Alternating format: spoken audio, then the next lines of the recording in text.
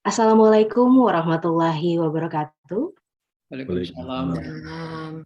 Ladies and gentlemen, good afternoon. A very warm greetings to each and every one of you. Welcome to International Webinar Indonesian Higher Education Readiness for Facing Inclusive Education Indonesia, Malaysia, Netherlands, and Australia. Webinar ini diselenggarakan atas kerjasama Pusat Studi Difabilitas LPPM UNS dengan Asosiasi Intelektual dan Profesional Indonesia Belanda. I'm Cahaya Dizulia, the MC of this webinar. On behalf of the organizing committee, we extend our appreciation for your presence today. The first welcoming speech will be delivered by the head of PSD LPPM UNS kepada Profesor Dr. Munawir Yusuf MPSI. Saya persilakan. Baik, bismillahirrahmanirrahim. Assalamualaikum warahmatullahi wabarakatuh. Good afternoon, salam sejahtera bagi kita semua. Yang kita hormati bersama Profesor Dr. Jamal Wibowo, SH MHum, Rektor Universitas 11 Maret. Selamat siang Pak Rektor, salam sehat selalu. Selamat siang, Assalamualaikum Prof. Munawir. Ya, insya Allah nanti beliau akan berkenan menjadi keynote speaker pada siang hari ini. Profesor Dr. Okid Parama Astirin, Head of the Institute for Research and Community Service at Universitas 11 Maret. Selamat siang Prof. Okid. Selamat siang Prof. Munawir. Salam sehat selalu Prof. Amin, amin. Mrs. Rosalin Siburian, atau saya sering memanggil dengan Mbak Ocha. Mbak Ocha, selamat pagi Mbak Ocha. Selamat siang dan selamat pagi dari sini, Belanda Pak. Okay. Terima kasih. Ya, beliau adalah Head of the Indonesian Intellectual and Professional Association INP Indonesia. Selamat pagi dan salam sejahtera untuk Mbak Ocha. Terima kasih. Dear webinar speaker, Mr. Mulyoto Pangestu, PhD from Monash University. Good evening, Mr. Mulyoto. Good evening, Prof. Munawir. Oh, oke. Terima kasih, Prof. Mulyoto. Jam berapa di Australia, Prof? Jam gangsal, Prof. Gangsal. Yes, matur nuwun. Prof. Dr. Muhammad Hanafi from UKM Malaysia, teman saya lama. Selamat siang, Prof. Hanafi. Assalamualaikum warahmatullahi wabarakatuh. Ya, Waalaikumsalam warahmatullahi wabarakatuh. Apa kabar? Prof. Hanafi. Ya. Prof. Bayu Jayawardana from University Groningen, Netherlands. Good morning, Prof. Bayu. Selamat pagi, selamat siang semuanya. Assalamualaikum warahmatullahi wabarakatuh. Salam sejahtera. Amin. Terima kasih, Prof. Bayu sudah berkenan bergabung acara ini. Dan Profesor Aulaniam from Universitas Brawijaya Malang. Selamat siang, Prof. Aulani. Selamat siang, Prof. Munawir, Bapak Ibu semuanya. Oke. Matur nuwun, Prof. sudah berkenan bergabung pada siang hari ini. Prof. Dear all of the participants in this webinar, selamat siang dan salam sejahtera bagi kita semua. First, I am Munawir Yusuf, Head of the Center for Disability Studies, the Institute for Research and Community Service, Universitas 11 Maret. I would like to say welcome and thank you all for coming in our international webinar. Bapak dan Ibu sekalian, through this webinar, we hope that there will be a comparison of inclusive education practices at Indonesian universities with several universities in other countries. We hope that it can inspire Indonesian universities to create an inclusive campus and disability friendly. Bapak dan Ibu, webinar ini diikuti 563 peserta yang mendaftarkan dan terpaksa kami tutup dari beberapa negara, ada Indonesia, Malaysia, Belanda, Australia, dan Belgia. 29% peserta adalah dosen, 24% adalah guru, 37% mahasiswa, dan 22% sisanya adalah kepala sekolah dan lainnya. 32% diantaranya berpendidikan master dan doktor, 31% strata 1, dan sisanya 37% adalah students. Bapak dan Ibu sekalian, secara khusus kami mengucapkan terima kasih atas terselenggaranya seminar ini kepada Bapak Rektor UNS, Profesor Jamal Wiwoho, yang telah mengizinkan kami untuk kegiatan ini sekaligus berkenan menjadi keynote speaker. Kepada Prof. Okid, para mahasiswa, kami juga ucapkan terima kasih selaku Ketua LPPM UNS dan sekaligus Panitia Dies Natalis UNS ke-46 tahun 2022 bidang ilmiah. Kami mohon berkenan memberikan sambutan dan sekaligus membuka webinar ini secara resmi. Demikian juga kepada Mbak Ocha, mohon berkenan memberikan kata sambutan dalam acara webinar ini. Selamat mengikuti webinar, salam inklusi, wassalamualaikum warahmatullahi wabarakatuh. Assalamualaikum warahmatullahi wabarakatuh. Ladies and gentlemen, the second speech will be delivered by Chairperson of the Asosiasi Intelektual dan Profesional Indonesia Belanda kepada Ibu Rosalyn Siburian. Saya persilakan. Assalamualaikum warahmatullahi wabarakatuh. Waalaikumsalam. May peace be with all of us. Good morning from the Netherlands, because we are still at 7 in the morning here. And also, I would like to say good day for us all in Indonesia. The Honorable Professor Munawir Yusuf, as the head of the PhD LPPM UNS, the Honorable Rektor Universitas 11 Maret, Bapak Profesor Jamal Wiwoho, the Honorable all the speakers for today's webinar, Bapak Rektor Universitas Brawijaya, Bapak Profesor Nufil Hanani, Bapak Profesor Muhammad Hanafi from University Kebangsaan Malaysia, Dr. Mulyoto Pangestu from Monash University, and Professor Bayu Jayawardana from University of Groningen. Good afternoon to all webinar participants, both in Indonesia, in Malaysia, Australia, and the Netherlands, and also from the other parts of the world. Please allow me to introduce myself. We are from INP Indonesia, which stands for the Associations of Intellectuals and Professionals of Indonesia living in the Netherlands. We feel proud to be working together with the PST LPPM UNS for today's webinar. My name is Rosalyn Siburian, and I'm the chairperson of the INP Indonesia. I welcome you all to this webinar. INP Indonesia accommodates the Indonesian professionals and academic who are living in the Netherlands to be able to participate and contribute to Indonesia. Our goal is to share our knowledge and expertise we get in the Netherlands to Indonesia. We want to make a real contribution and contribute to the development in Indonesia. In addition, we also strive to facilitate and develop networks between academicians, and professionals between Indonesia and the Netherlands. And our contributions is not just started today, it started already, it began already from last year when we had also webinars and collaborations with Professor Munawir Yusuf, with some webinars about special needs education. It was in 2021, last year's. Yes, so please allow me to make it more warm to our fellow Indonesians and to deliver the following in Bahasa Indonesia.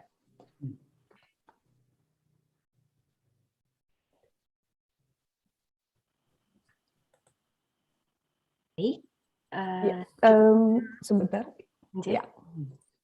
Mengacu pada konteks webinar hari ini, kita melihat pentingnya perguruan tinggi yang ramah disabilitas menjadi dasar dalam program dan kegiatan Kemdikbudristek tentang pendidikan khusus. Hal ini dapat dipahami karena setiap orang berhak untuk mendapatkan pendidikan sesuai dengan landasan pendidikan inklusi.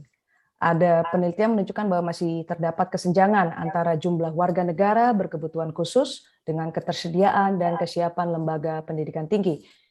Warga negara berkebutuhan khusus yang dapat mengakses pendidikan tinggi masih sangat terbatas. Salah satu penyebabnya mungkin saja karena pertimbangan sumber daya manusia dan prasarana yang belum memadai dalam menampung jumlah mahasiswa yang seiring waktu bertambah banyak. Dilihat dari kondisi di Belanda, kita dapat menemukan berbagai macam mahasiswa, masing-masing dengan latar belakang, kepribadian, dan tantangan masing-masing. Pertanyaannya adalah bagaimana sebagai pendidik dapat mempertimbangkan semua perbedaan-perbedaan itu dengan tujuan untuk menjangkau mahasiswa sebanyak mungkin. Kuncinya adalah pada kesetaraan, keberagaman, dan inklusi. Beberapa universitas ini melakukan proyek riset secara independen terkait inklusivitas dan memberikan pelatihan bagi para dosen untuk mempraktekannya dalam keseharian proses pedagogi. Dengan webinar ini, kami harapkan kesiapan Indonesia untuk memfasilitasi hak warga negara berkebutuhan khusus untuk memperoleh pendidikan dan mengupayakan berdirinya pendidikan inklusi di perguruan tinggi sehingga dapat terpenuhi. Kita juga berharap agar masyarakat mampu melihat warga negara berkebutuhan khusus sebagai sebuah keragaman dalam masyarakat, di mana kelompok ini memiliki hak dan kewajiban yang setara dengan masyarakat umum. Oleh karena itu, mari kita bersama berupaya untuk memfasilitasi warga negara berkebutuhan khusus. Ini merupakan tantangan. Namun saya yakini pada kesempatan yang baik ini kita dapat mendiskusikannya, membagikan pengalaman dan perspektif dari negara di mana kita ditempatkan. Dan pada akhirnya semoga dalam webinar ini kita mendapatkan pencerahan bagaimana langkah-langkah kita ke depan dalam memfasilitasi warga negara berkebutuhan khusus di Indonesia, khususnya untuk perguruan tinggi, pendidikan tinggi. Selamat mengikuti webinar siang hari ini. Sekian dan terima kasih. Thank you very much. Terima kasih. Thank you, Mrs. Rosalyn Siburian. And the third speech will be delivered by the chairperson of the LPPM UNS. Afterwards, we request to officially open the seminar kepada Profesor Dr. Okit Parama Astirin MS. Saya persilakan. Bismillahirrahmanirrahim. Assalamualaikum warahmatullahi wabarakatuh.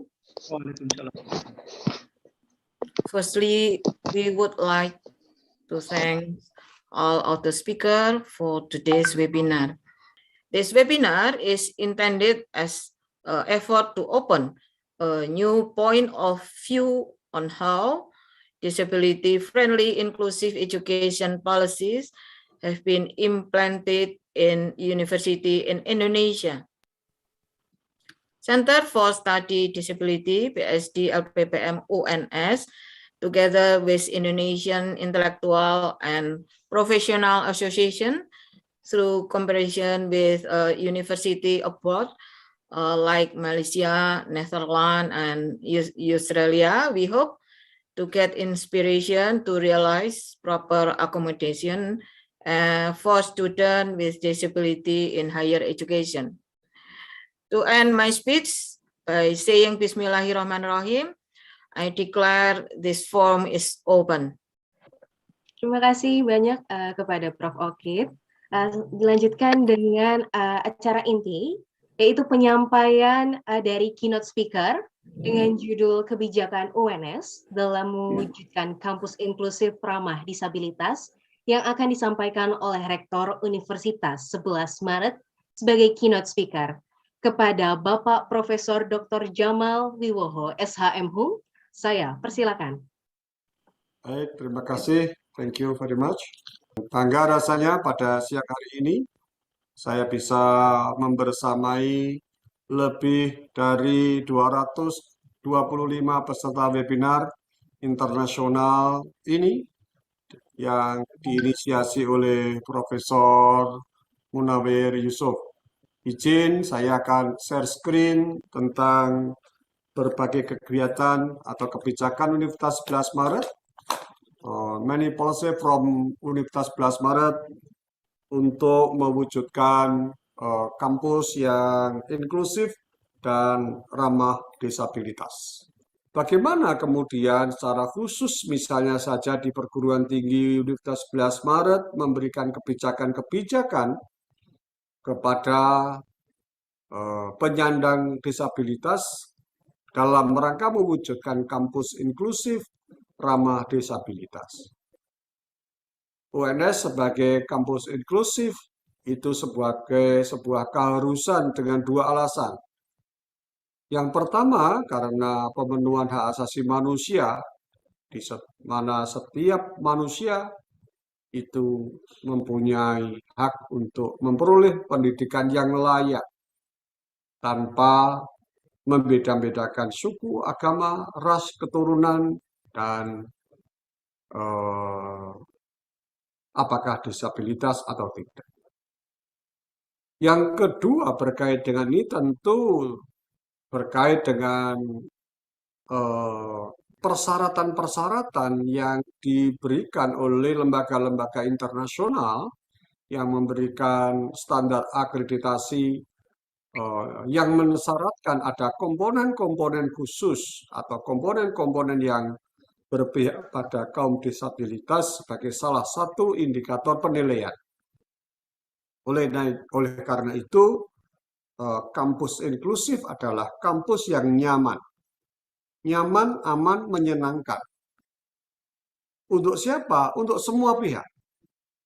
Baik untuk yang normal maupun penyandang disabilitas. Semuanya.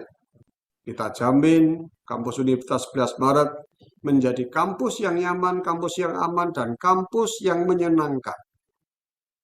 Kampus inklusif ini juga dimaknai sebagai upaya-upaya mengembangkan dan memberdayakan nilai-nilai toleransi, nilai kerjasama, gotong royong, mengakui dan menghargai kebinekaan atau keberagaman, perbedaan, dan ramah kepada semua pihak, dan tidak diskriminatif terhadap penyandang disabilitas.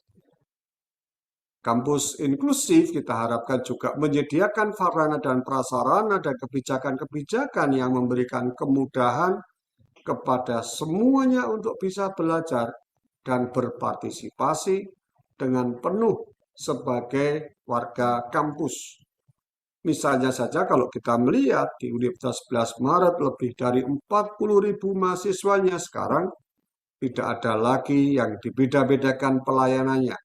Kita beri fasilitas yang memadai, kita beri sarana dan prasarana yang memungkinkan ya setiap individu yang akan kuliah di Universitas 11 Maret mendapatkan rasa nyaman, rasa aman, dan menyenangkan di dalam kampus. Sedangkan kebijakan UNS di dalam rangka mendukung kampus inklusif menerapkan kampus UNS sebagai pelopor dan benteng Pancasila.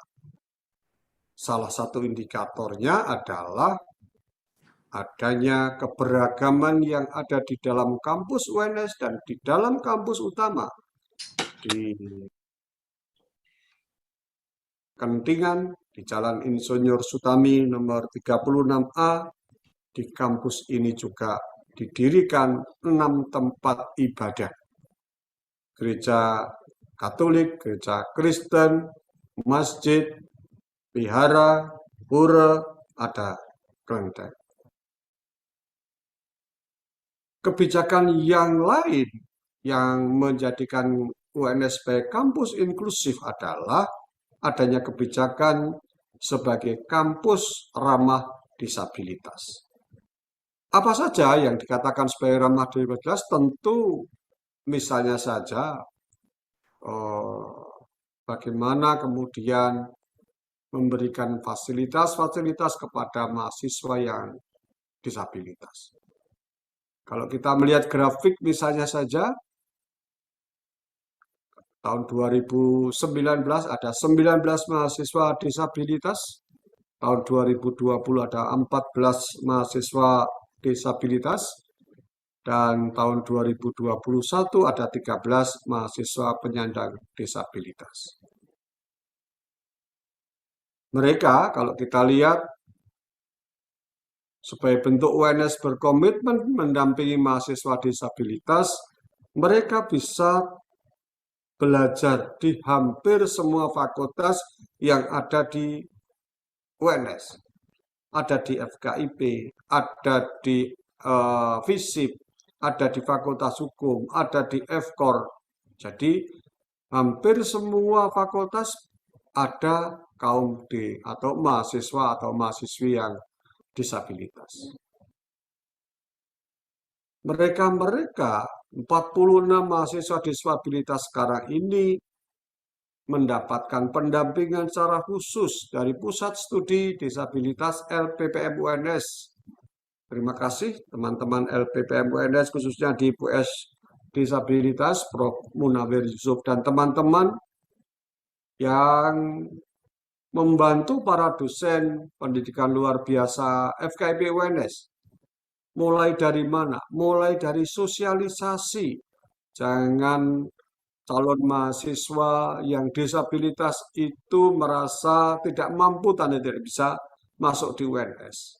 Kita berikan ruang, kita berikan fasilitas-fasilitas, dan prioritas-prioritas termasuk di dalamnya, di dalam sistem penerimaan mahasiswa baru, khususnya di jalur mandiri untuk disabilitas. Jadi disabilitas termasuk salah satu kebijakan di dalam masuk seleksi mahasiswa baru UNS jalur mandiri. Selain itu tentu ada jalur prestasi, ada jalur UTBK, ada jalur kerjasama, dan ada jalur prestasi. Termasuk di dalamnya adalah pada masa orientasi kampus, proses pembelajaran KKN dan tugas akhir yang saya mengucapkan terima kasih karena rekan-rekan kita di Pusat Studi Disabilitas LPPM UNS mampu mendampingi, mampu membantu mereka-mereka yang disabilitas ini mengikuti proses pembelajaran secara baik. Fakta menunjukkan sampai sekarang ini tak ada satupun mahasiswa disabilitas yang gagal belajar karena faktor disabilitas. Enggak ada. Entah itu tuna rungu, tuna wisma grahita, dan sebagainya. Semuanya mendapatkan fasilitas dan tadi sudah saya sampaikan, tak ada satupun mahasiswa-mahasiswa dari UNS yang penyandang disabilitas itu gagal karena keterbatasan-keterbatasan secara fisik oleh mahasiswa tersebut. Tadi sudah saya sampaikan bahwa di samping sebagai kampus inklusi, maka UNS juga sebagai kampus pelopor dan benteng Pancasila yang ditandai dengan adanya pendirian semua tempat ibadah yang diakui di Indonesia ada di kampus UNS. Dan dalam satu wilayah yang namanya wilayah benteng dan pelopor Pancasila. Di samping itu tentu tadi sudah saya sampaikan ada Pusat Studi Pancasila yang diketuai oleh Profesor Leo. Kemudian menetapkan mata kuliah pendidikan Pancasila dan pendidikan kewarganegaraan sebagai mata kuliah wajib di Universitas 11 Maret, baik itu untuk program S1 maupun vokasi. Serta menerapkan kegotong royongan dalam pendidikan melalui pendidikan beasiswa. Tadi kita lihat misalnya saja, gambar ini adalah penyerahan bantuan dari Universitas 11 Maret kepada mahasiswa-mahasiswa disabilitas.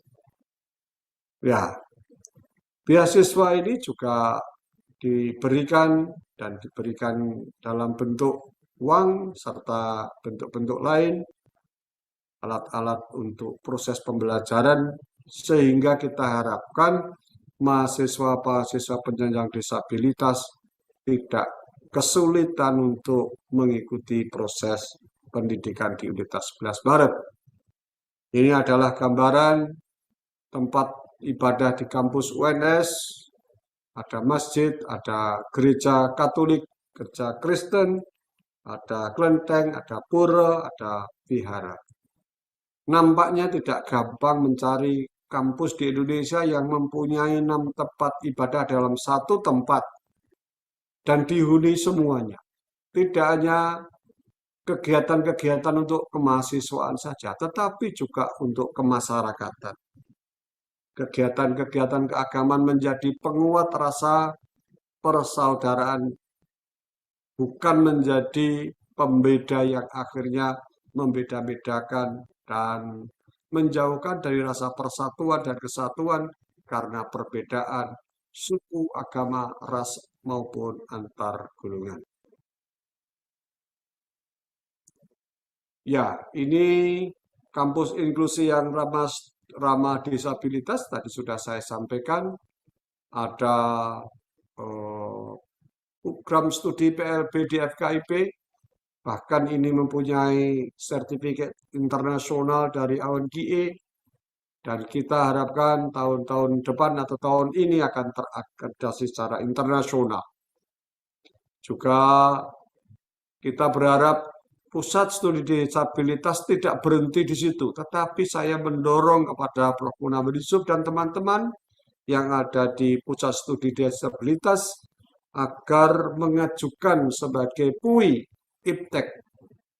Jadi pusat unggulan IPTEK disabilitas atau PUI disabilitas untuk menggenapkan 3 PUI yang sudah ada, yaitu PUI Javanologi, Baterai Lithium, dan Fintech and Banking. Kita juga memberlakukan mata kuliah pendidikan inklusi yang berbobot 2 SKS sebagai mata kuliah wajib pada pendidikan S1 di FKIP. Kita juga mendesain penyediaan sarana dan prasarana gedung, terutama penggunaan gedung di lingkungan UNS yang accessible dengan penyandang disabilitas. Saya selalu minta gedung-gedung yang dibangun itu harus mempunyai akses bagi penyandang disabilitas.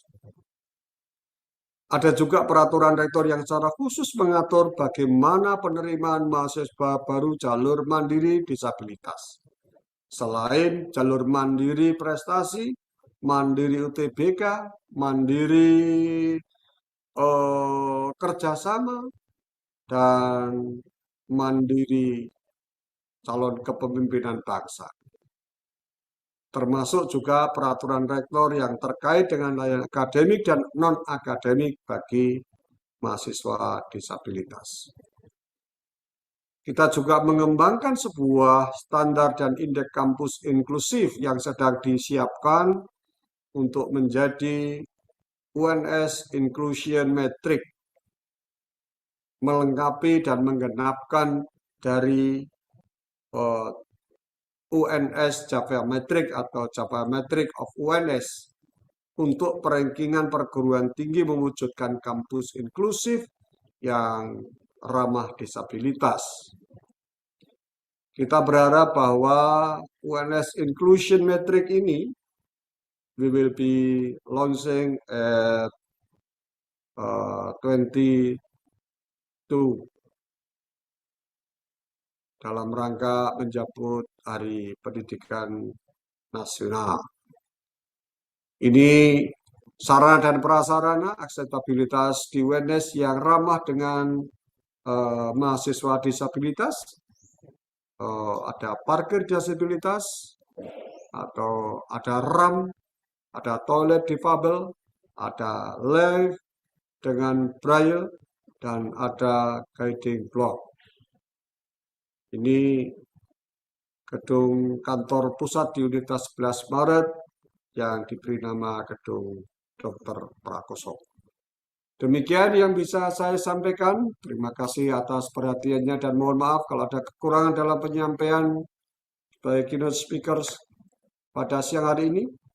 Sekali lagi saya ucapkan terima kasih kepada 247 peserta International Webinar Indonesia Higher Education Readiness for Facing Inclusive Education in Indonesia, Malaysia, Netherlands, and Australia. Thank you very much. Terima kasih. Assalamualaikum warahmatullahi wabarakatuh. Waalaikumsalam warahmatullahi wabarakatuh. Warahmatullahi wabarakatuh. Terima kasih kepada Profesor Dr. Jamal Wiwoho, SHM Hum. Okay, ladies and gentlemen, the next event is a discussion will be guided by Dr. Nur Arifah Drajati, MPD, as a moderator. Dr. Nur Arifah Drajati, MPD, is a lecturer in the English Language Education Study Program. Mrs. Nur Arifah was born at Surakarta on May 6, 1975. Mrs. Nur Arifah is a member of the peer group PSD LPPM UNS. Mrs. Nur Arifah's expertise are called multimodality and informal digital learning environment. Please welcome Dr. Nur Arifah Drajati, MPD. Terima kasih Mbak Cahaya. Ya, Assalamualaikum warahmatullahi wabarakatuh. Selamat sore Bapak Ibu semuanya. Terima kasih kepada Bapak Ibu yang telah hadir pada diskusi hari ini. Mudah-mudahan di hari Sabtu ini kita mendapatkan keberkahan ilmu dan mudah-mudahan saya sudah banyak hal yang bisa kita lakukan ya dari diskusi hari ini. Baik Bapak Ibu, hari ini kita akan berdiskusi, ada 4 pembicara luar biasa, yaitu Profesor Dr. Mulyoto Pangestu dari Monash University dan Profesor Dr. Muhammad Hanafi bin Muhammad Yasin dari UKM Malaysia, kemudian Profesor Bayu Jayawardana, PhD dari Universitas Groningen Belanda, dan Profesor Dr. Aula Niam, DSI, Universitas Brawijaya Malang. Baik Bapak Ibu, sesi diskusi ini akan kita bagi menjadi 2 sesi. Yang pertama adalah pembicara pertama dan kedua, Dr. Mulyoto Pangestu PhD dan Profesor Dr. Muhammad Hanafi bin Muhammad Yasin. Dan sesi kedua dengan Profesor Bayu Jayawardana dan Profesor Dr. Aula Niam. Selanjutnya, dengan tidak berpanjang lebar Bapak Ibu, kami sampaikan bahwa Profesor Mulyoto Pangestu ini adalah staf pengajar bagian obstetri dan ginekologi Fakultas Kedokteran Monash University Australia dari tahun 2000 sampai sekarang. Ya, jadi Bapak Ibu yang terkait dengan mungkin dengan ini ya, terkait dengan topik ini sangat menarik sekali. Dan yang kedua, pendidikan beliau ini dari tahun 1987 itu dari Fakultas Peternakan Universitas Jenderal Sudirman Purwokerto, kemudian tahun 2002 ya, itu dari PhD Medicine Monash University. Ya, kepada Profesor Mulyoto Pangestu dipersilahkan. Terima kasih kepada Dr. Nur Arifah Drajati. Assalamualaikum warahmatullahi wabarakatuh. Waalaikumsalam warahmatullahi wabarakatuh. Saya terima kasih kepada panitia webinar yang telah memberikan kesempatan saya untuk sharing pengalaman, dan juga saya memberikan kabar pada saya kira ada beberapa teman saya di sini, ada Prof. Ul dari Brawijaya yang sudah lama tidak ketemu ya. Biasanya sering ketemu di acara reproduksi, tapi semenjak beberapa tahun agak vakum. Baik, sore hari ini saya diberi tugas, diminta untuk sharing pengalaman ya tentang fasilitas dan layanan untuk penyandang disabilitas di Monash University. Jadi apa yang ada di sana? Jadi sebenarnya kalau kita melihat disabilitas ya, kita di Australia sering melihat bahwa disabilitas itu adalah satu kondisi yang memang memerlukan perhatian ekstra ya. Kita lihat bahwa tanda-tanda di manapun juga ya, di mobil ada tanda disable permit, kemudian gedung ada, dan tidak hanya kesulitan dalam bergerak, tetapi juga buta, kemudian kesulitan dalam pendengaran. Ya. Nah, kalau kita lihat lebih jauh, ya,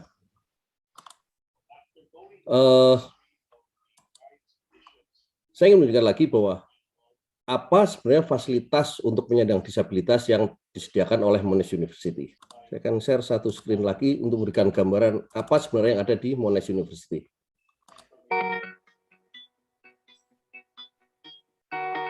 Jadi di manajemen disability ada yang namanya disability support. The disability advisors at Monash can put services in place for you. We can have a private talk with students about their individual requirements. Based on advice from a healthcare professional, we can make recommendations about adjustments to the learning environment on the student's behalf. I've been lucky enough to access special arrangements for my assessments and exams. So I get extra time to do exams, I get a private room, I can use my computer. The most useful for me has been the opportunity to get extensions on assignments when the workload has just been too much at one time. I also find the note takers in my lectures to be very useful.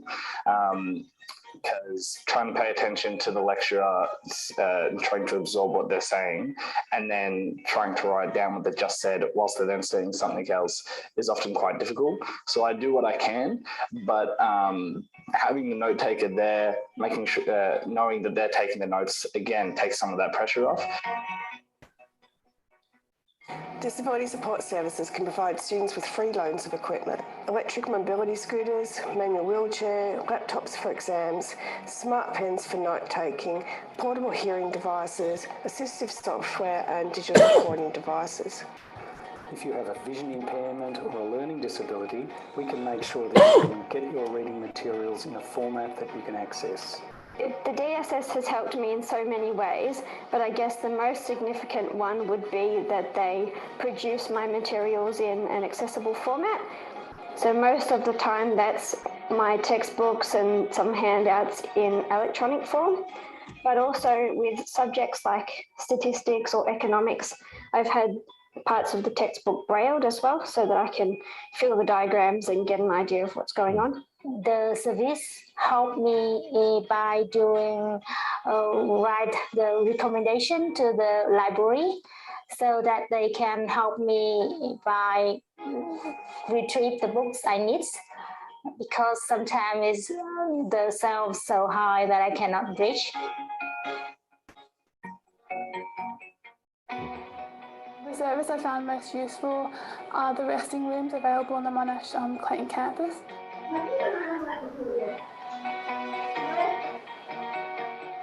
Instead of to write myself and then continue my day. We encourage students to contact us and have a friendly chat with an advisor. I would recommend to students who are perhaps struggling with maybe meeting deadlines or struggling in exams or anything like that to definitely get in touch with DSS, organise a meeting, because there is quite a high possibility that they'll be able to help you out.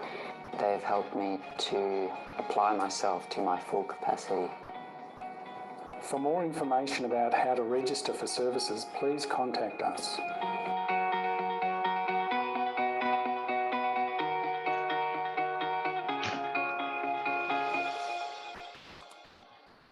Jadi itu adalah segala gambaran apa yang ada di Monash University dan fasilitas yang disediakan. Nah, apa sebenarnya disability itu sendiri? Ya, kalau kita melihat dari apa yang umum kita lihat sekarang ini, bahwa disability adalah kemampuan seseorang untuk dia melakukan sesuatu. Ya, jadi sebenarnya adalah merupakan satu bagian normal dari keanekaragaman manusia. Nah, yang harus kita pahami adalah disability bisa permanen, temporary, sementara, atau fluctuating. Jadi berubah-ubah tergantung bagaimana kondisi atau waktunya. Nah, dan ini bisa juga memiliki efek yang tidak terlalu besar pada individu. Nah, yang sering kita pikirkan adalah disability yang sifatnya permanen. Misalnya orang yang harus memerlukan kursi roda seumur hidup dan sebagainya. Tetapi kadang kita melupakan orang yang baru saja selesai operasi, selesai kecelakaan, atau sedang hamil, atau kadang pada wanita yang mengalami datang bulan, kadang mereka mengalami mood swing, ya. Nah, di dunia kampus maka disability ini bisa memulai gerakan kita, kemampuan bergerak, kemampuan belajar, dan komunikasi. Ya. Jadi kalau kita lihat ke depan bahwa ini bukan sekedar sesuatu yang permanen, tetapi bisa terjadi karena kecelakaan, karena sakit, atau kondisi genetik. Ya. Dan disability tidak selalu berkaitan dengan kondisi kesehatan seseorang. Misalnya, seseorang yang mengalami disabilitas, dia bisa saja sehat. Sebagai contoh, atlet pada Paralympics. Mereka secara umum disable, tetapi mereka atlet dan mungkin kondisinya jauh lebih fit atau lebih sehat daripada kita semua. Nah, dan yang penting ya, kita harus membuat mereka mampu dan mereka juga harus sadar bahwa mereka itu memiliki kemampuan. Kita tahu Stephen Hawking yang gerakan komunikasinya sangat terbatas, tapi dia merupakan seorang pemikir yang hebat. Ya, jadi kita melihat bahwa disabilitas bukan sesuatu yang jelek ya, tapi merupakan salah satu ciri seseorang, ciri dalam artian bukan negatif ya, tetapi orang ini menderita ini, selesai sudah urusannya. Kita tidak perlu membahas lebih lanjut. Dan yang perlu kita pahami bahwa tidak selalu disability ini merupakan satu hal yang dapat dilihat ya, atau nampak, atau hanya satu ya. Mungkin kita melihat bahwa tadi saya jelaskan orang yang tetapi ada juga yang mengalami disabilitas, misalnya orang yang mengalami cerebral palsy atau mengalami beberapa penyakit lain ya yang mempengaruhi mental health, maka mereka juga bisa berpengaruh pada anxiety, juga pada kesulitan untuk melihat dan juga kesulitan untuk belajar. Misalnya penderita Down syndrome ya, tergolong sebagai orang yang mengalami disabilitas, tetapi dia mengalami multi disabilitas, tidak hanya satu. Dan kadang mereka memiliki kemampuan yang jauh di atas rata-rata, atau penderita autis.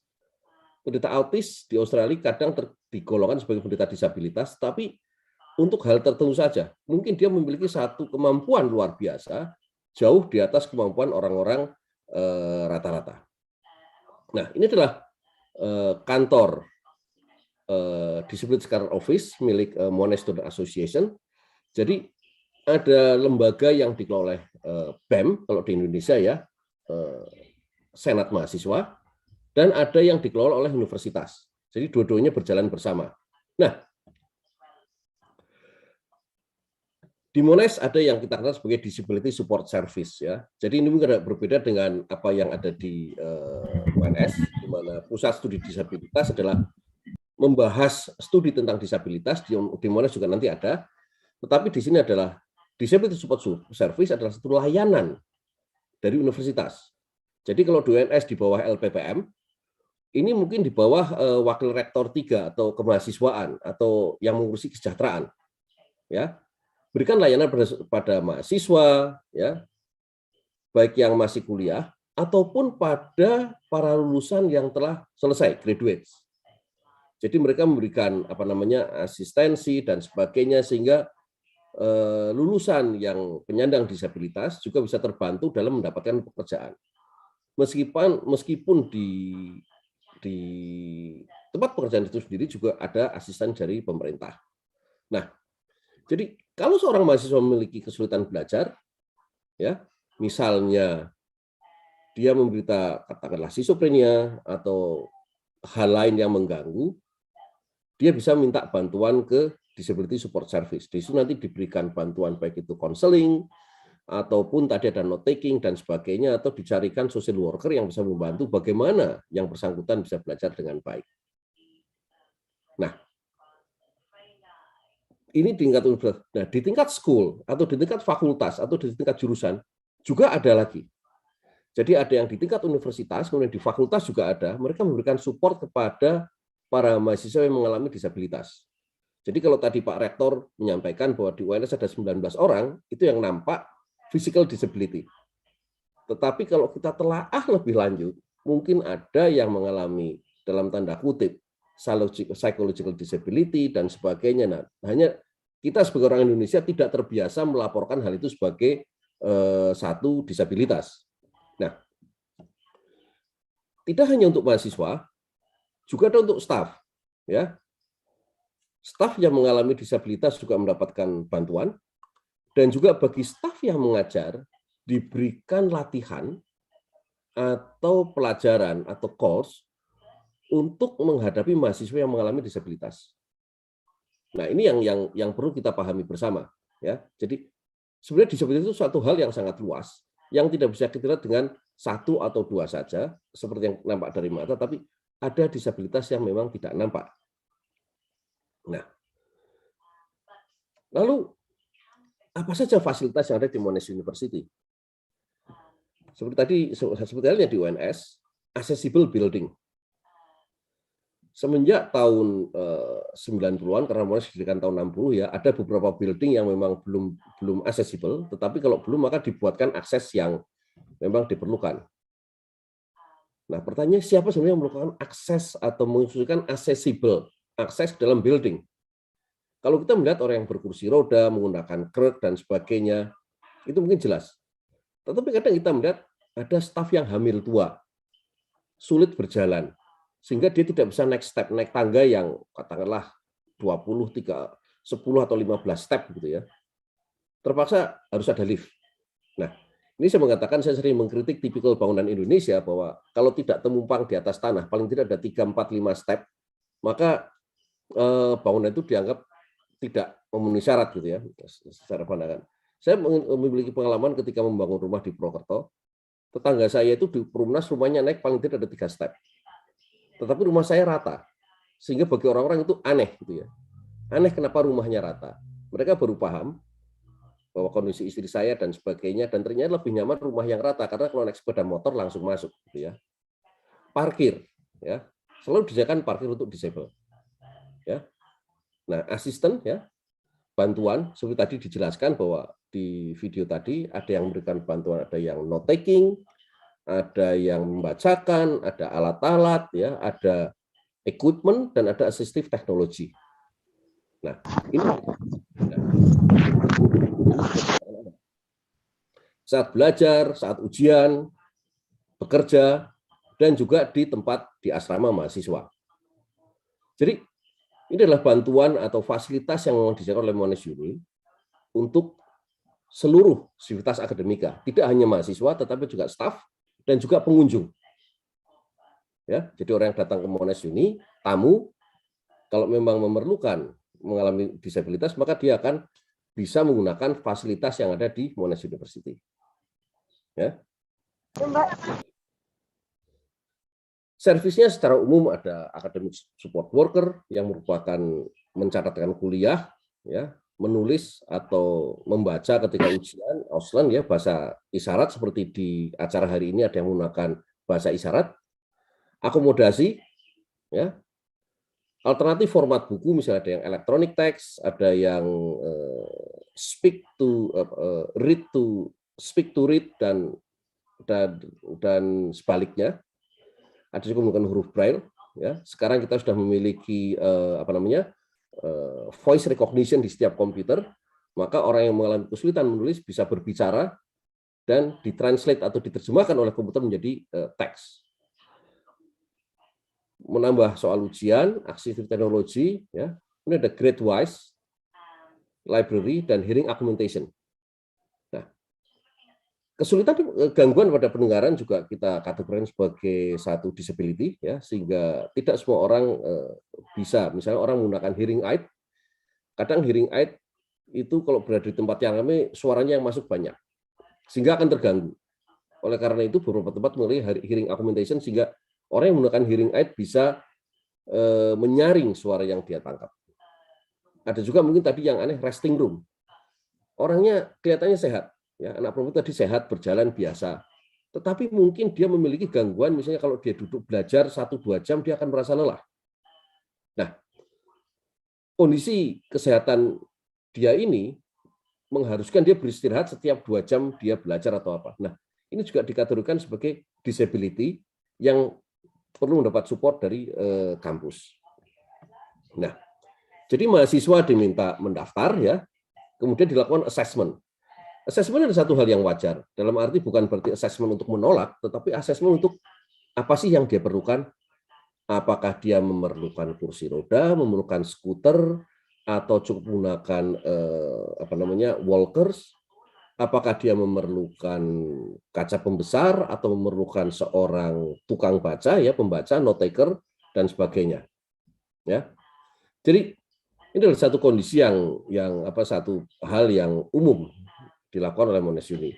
Saya sendiri sebagai kepala laboratorium ketika akan praktikum, saya menanyakan kepada mahasiswa saya, apakah di antara Anda ada yang memiliki fobia, baik itu klaustrofobia, fobia terhadap binatang, apa saja, atau alergi. Kalau mereka disclose kepada saya, maka saya akan mengatur bagaimana praktikum mereka nantinya dan sebagainya. Nah, ini juga perlu, ya. Atau dalam keadaan hamil. Nah, ini adalah contoh formulir yang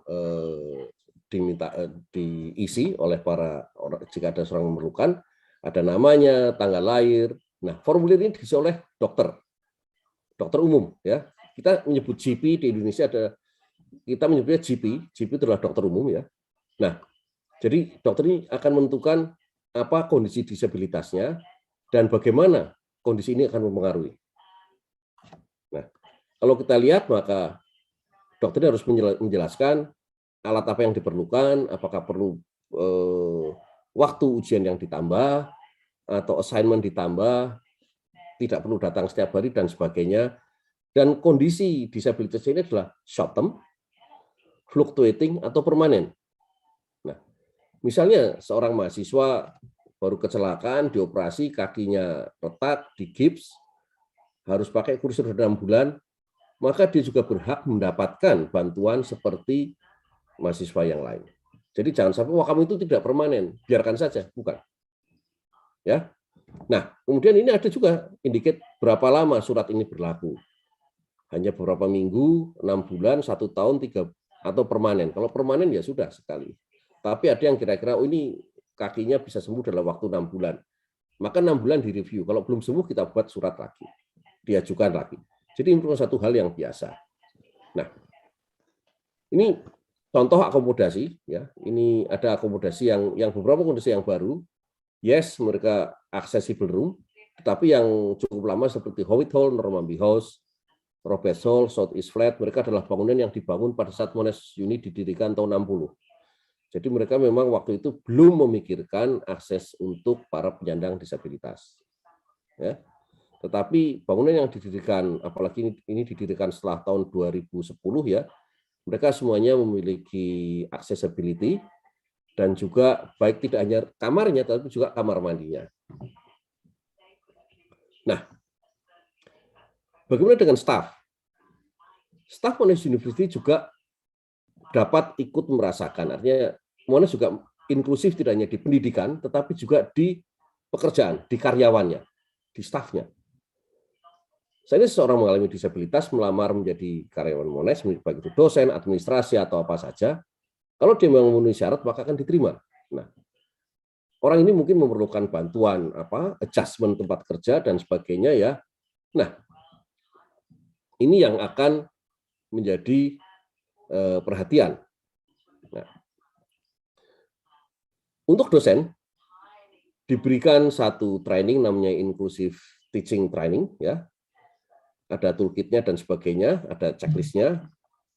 Sedangkan untuk staff diberi pengarahan, diberi training apakah disability itu, modelnya bagaimana, kemudian Disability Discrimination Act, ini produk dari pemerintah, undang-undangnya, kemudian apa adjustment atau penyesuaian yang perlu dilakukan.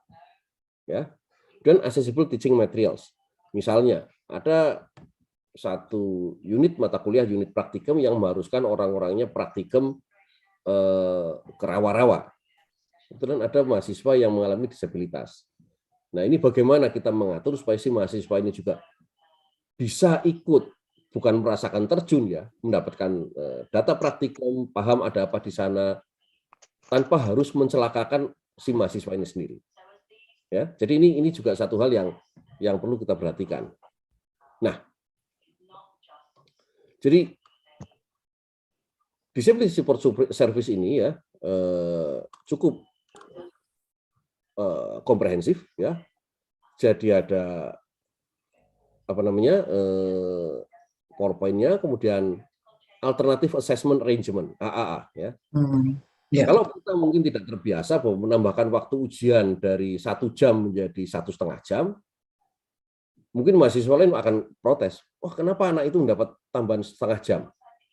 Atau kenapa anak itu mendapatkan seorang writer, tukang nulis? Kenapa harus boleh bawa komputer? Kenapa ini? Ya. Nah, ini yang juga harus dipahami oleh staf di Monash yang mengajar dan kebetulan memiliki mahasiswa atau murid yang mengalami disabilitas. Ya, Prof. Mulyoto, mohon maaf waktunya terbatas.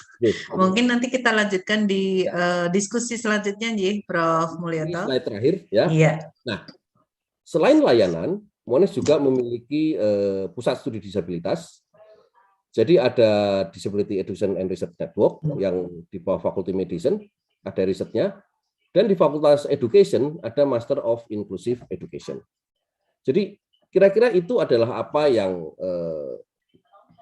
ada di Monash University dan bisa kita rasakan bersama, artinya bisa kita share bersama untuk teman-teman di UNS ataupun di mana saja. Terima kasih. Wassalamualaikum warahmatullahi wabarakatuh.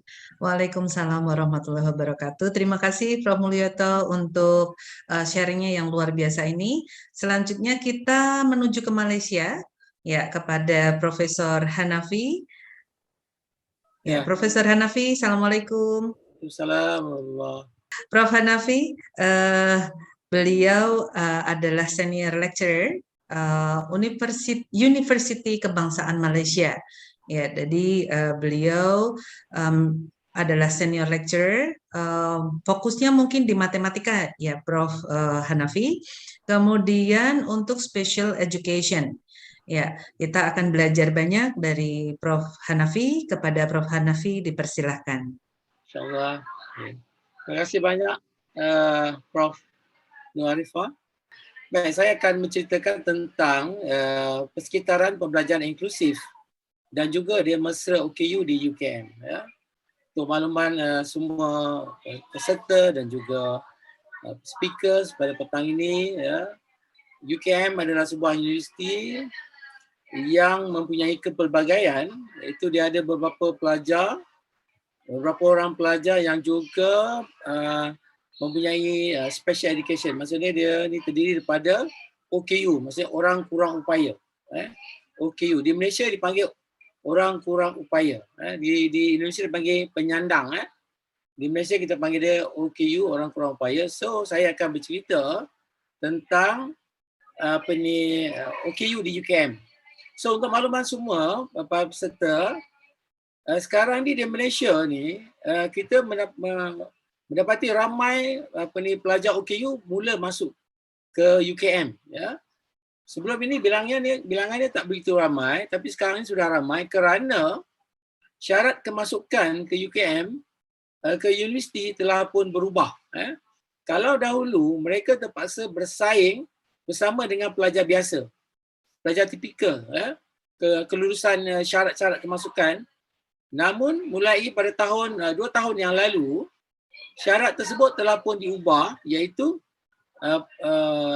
pemohon ataupun pelajar OKU ni, orang kurang upaya ni, mereka hanya bersaing sesama mereka saja. Maksudnya mereka akan bersaing sama orang OKU saja. Mereka tak bersaing dengan pelajar tipikal. Ya. So itu menyebabkan bilangan pelajar OKU di beberapa universiti di Malaysia sekarang ini telah bertambah. Begitu juga di beberapa buah politeknik, ya, semakin bertambah. Okay, baik. Di Malaysia, di UKM, kita ada satu unit, sebuah unit yang khusus untuk membantu pelajar OKU ni, yang diberi nama UPS OKU UKM, iaitu Unit Perkhidmatan dan Sokongan Orang Kurang Upaya di UKM. Okay, dia directly daripada rektor. Maksudnya di bawah pentadbiran rektor. Rektor yang dia akan menjawab kepada rektor, kepada VC, Vice Chancellor. Dan segalanya akan dijawab kepada Vice Chancellor dan semua akan semua perancangan dan sebagainya di dalam UKM berkaitan dengan pelajar OKU ini akan diberi tanggungjawab kepada UPS. UPS ni lah yang akan bertanggungjawab kepada pelajar OKU di UKM. Okay?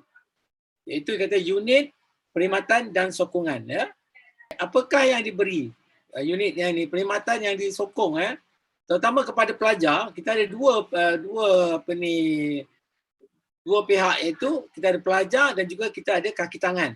Seperti mana yang Prof Mulyono tadi di Monash tadi, kita ada staff. Kita di UKM pun kita ada staff juga yang mengalami OKU. Contoh mereka menggunakan kursi roda, ada pensyarah yang menggunakan yang blind, mereka ni mendapat perkhidmatan daripada UPS ni. Okey, bagi pelajar, penyelarasan pengangkutan mobiliti dalam kampus dan urusan rasmi di universiti. So mereka ni akan menguruskan kalau pengangkutan daripada kampus, daripada asramanya ke bilik kuliah ataupun semasa mereka buat praktikal di luar, mereka ni akan dihantar oleh unit pengangkutan khas ini daripada UPS ni. Yang kedua, mereka ni melakukan penyelarasan akses fasiliti dan kemudahan mengikut keperluan individu. So, semua individu yang mendaftar ke UKM akan menyatakan ataupun menyenaraikan keperluan yang mereka hendaki. Membantu note takers ke, sign language ke, whatever lah, mobility dan sebagainya, mereka akan nyatakan dan pihak UPS ni akan menyediakan. Sedaya upaya mungkin. Yang ketiga, unit UPS juga melakukan penyelarasan keperluan alat khas alat bantu belajar mengikut keperluan individu. Seandainya mereka memerlukan JAWS, Braille dan sebagainya, apa sahaja, mereka ni akan disediakan oleh pihak UKM dengan percuma. UKM disediakan secara percuma, tanpa biaya.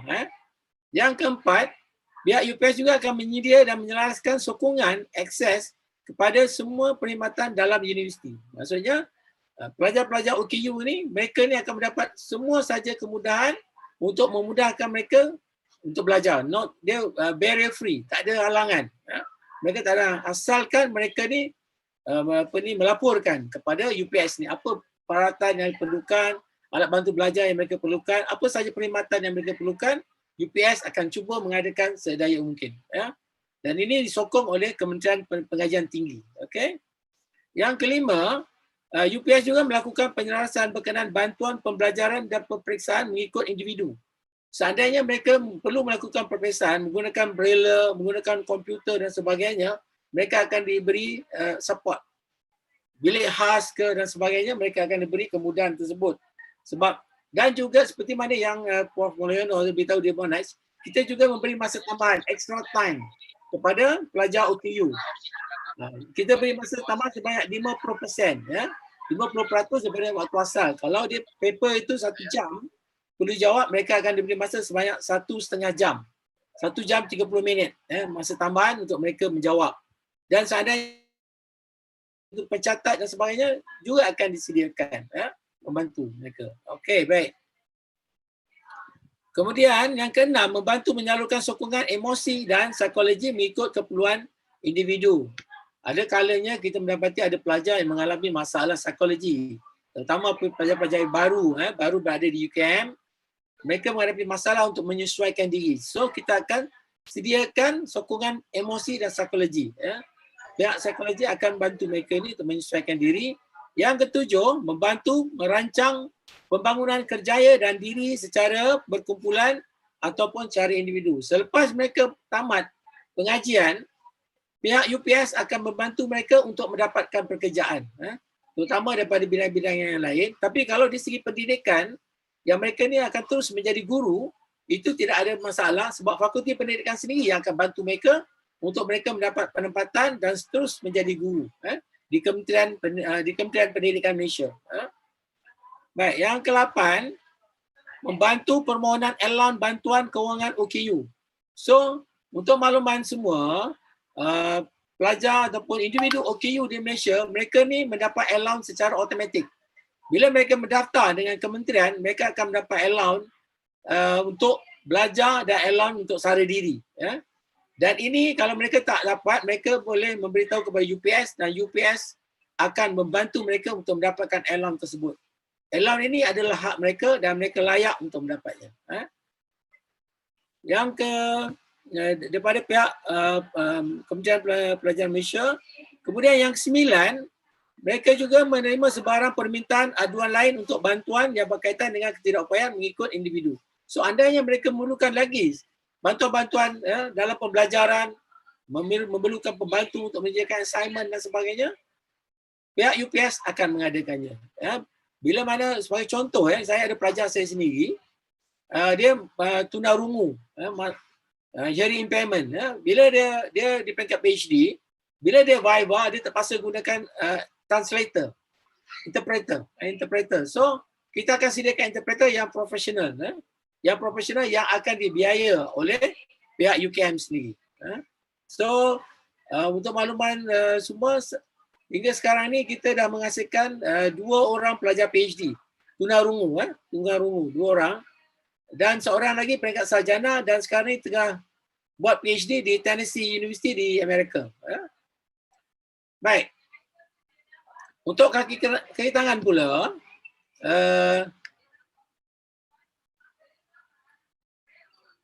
penyelarasan pengangkutan mobiliti dalam kampus dan urusan rasmi universiti, mereka juga mendapat kaki tangan. Mereka UPS membantu penyelarasan bantuan, access facility dan kemudahan mengikut keperluan individu, membantu menyalurkan sokongan emosi dan psikologi berdasarkan individu, membantu pembangunan kerjaya kaki tangan, OKU, menerima sebarang permintaan aduan lain untuk bantuan yang berkaitan dengan ketidakupayaan setiap individu yang memerlukannya. Baik. Okey, di UKM kita juga ada tabung perhatian OKU. Tabung perhatian OKU yang mana staf, kaki tangan, dosen dan sebagainya boleh menyalurkan bantuan dan akan diuruskan oleh UPS ini untuk memberi bantuan tersebut kepada OKU yang memerlukan di UKM. Kita ada tabung khusus. Dan tabung ni juga akan mengambil sumbangan daripada zakat. Pihak zakat akan menyalurkan sama ada daripada UKM sendiri ataupun daripada pihak luar. Pihak luar nak berzakat, boleh berzakat ke UKM dan antaranya akan menyalurkan bantuan tersebut kepada tabung prihatin OKU di UKM. Okey. Baik. Kita juga ada polisi inklusif OKU. Okey, iaitu polisi inklusif OKU UKM telah diluluskan dalam mesyuarat pengurusan universiti bilangan 5 2019 untuk dilaksanakan di UKM mengikut kesesuaian keadaan dan keperluan semasa secara berperingkat. Universiti Kebangsaan Malaysia komited untuk memenuhi hak dan menjaga keperluan pelajar, kaki tangan dan pelawat orang kurang upaya dalam mendapatkan akses penuh kepada sistem pembelajaran, kesetaraan kerja, kehidupan kampus, inklusif serta bebas daripada halangan dan diskriminasi. Bagi menjayakan polisi ini, UKM memastikan pelaksanaan berikut, mengurus takbir pelajar, kaki tangan dan pelawat OKU pada semua peringkat pentadbiran universiti, menyediakan akses kepada pembangunan, prasarana dan perkhidmatan kemudahan untuk pelajar, kaki tangan dan pelawat OKU, membangunkan perkhidmatan sokongan dan yang menyediakan persekitaran pembelajaran kerja dan kampus yang inklusif. Yang keempat, mengenal pasti dan menghapuskan diskriminasi terhadap OKU serta melindungi mereka daripada sebarang gangguan dan ancaman. Mewujudkan budaya komuniti kampus yang prihatin terhadap OKU. So, dari masa ke semasa pihak UKM ataupun UPS akan mengadakan program-program untuk memberi penerangan kepada komuniti kampus tentang polisi inklusif. Baik. Prof. Hanafi, waktunya tinggal 4 menit. 4 minit. Ya. Okay, ini daripada pelajar kita yang OKU. Ini pelajar tunarungu, ini pelajar fizikal, tunadaksa, ini pelajar yang blind. Yang ini pelajar fizikal juga. Ini antara kemudahannya iaitu kita ada kenderaan khusus iaitu mengangkat pelajar yang mengalami menggunakan kursi roda ke lokasi pembelajaran dan bilik kuliah ataupun mereka melakukan praktikal di luar, mereka juga boleh diangkat menggunakan van tersebut. Dan ini adalah laluan kursi roda ke bilik-bilik kuliah. Okey, dan tandas OKU. Ini laluan untuk pelajar penglihatan kurang upaya penglihatan di UKM. Laluan-laluan yang taktil. Ini kelaluan ke bilik kuliah yang ada ramp tu, ada ramp. Dan ada juga yang ada yang tidak ada RAM, dia orang kuliah 1 tu langsung rata je, macam Prof Muleno beritahu rumah dia di kampung itu, dia terus saja boleh masuk, tak perlu ada RAM. Dan ini bilik kuliah 2 ada RAM, bilik kuliah 4 pun ada RAM disediakan. Begitu juga dengan bilik kuliah 5 saya di sini. Baik, ini surau, bilik solat untuk lelaki, bilik solat untuk perempuan, juga ada laluan untuk kursi roda. Begitu juga dengan bilik siswaza. Bilik siswaza jika mereka berurusan, mereka ada RAM, tak perlu mereka susah, mereka boleh bergerak sendiri. Terutama yang menggunakan kursi roda yang bermotor tu, yang berelektrik. Ini ada parkiran untuk OKU, saya rasa di UNS pun ada, parkiran ni pun di mana-mana pun ada, pustakaan. Ini di Fakultas Pendidikan sini kita ada OKU ni parkiran. Ini parkiran, dan ini kalau orang biasa yang parkir, tayar mereka akan dikunci. Orang biasa tayar mereka akan dikunci. So mereka tak akan parkir di situ. Sebab apa dikunci, selepas tu nak buka kena bayar wang. Kena bayar wang. Itu kita kena amalkan. Biar mereka rasakan. Okey, yang ini kita ada laluan untuk ke bilik kuliah. Bilik kuliah. Dan ini di dalam bilik seminar, kursi pelajar-pelajar yang berkursi roda juga dibenarkan masuk untuk attend.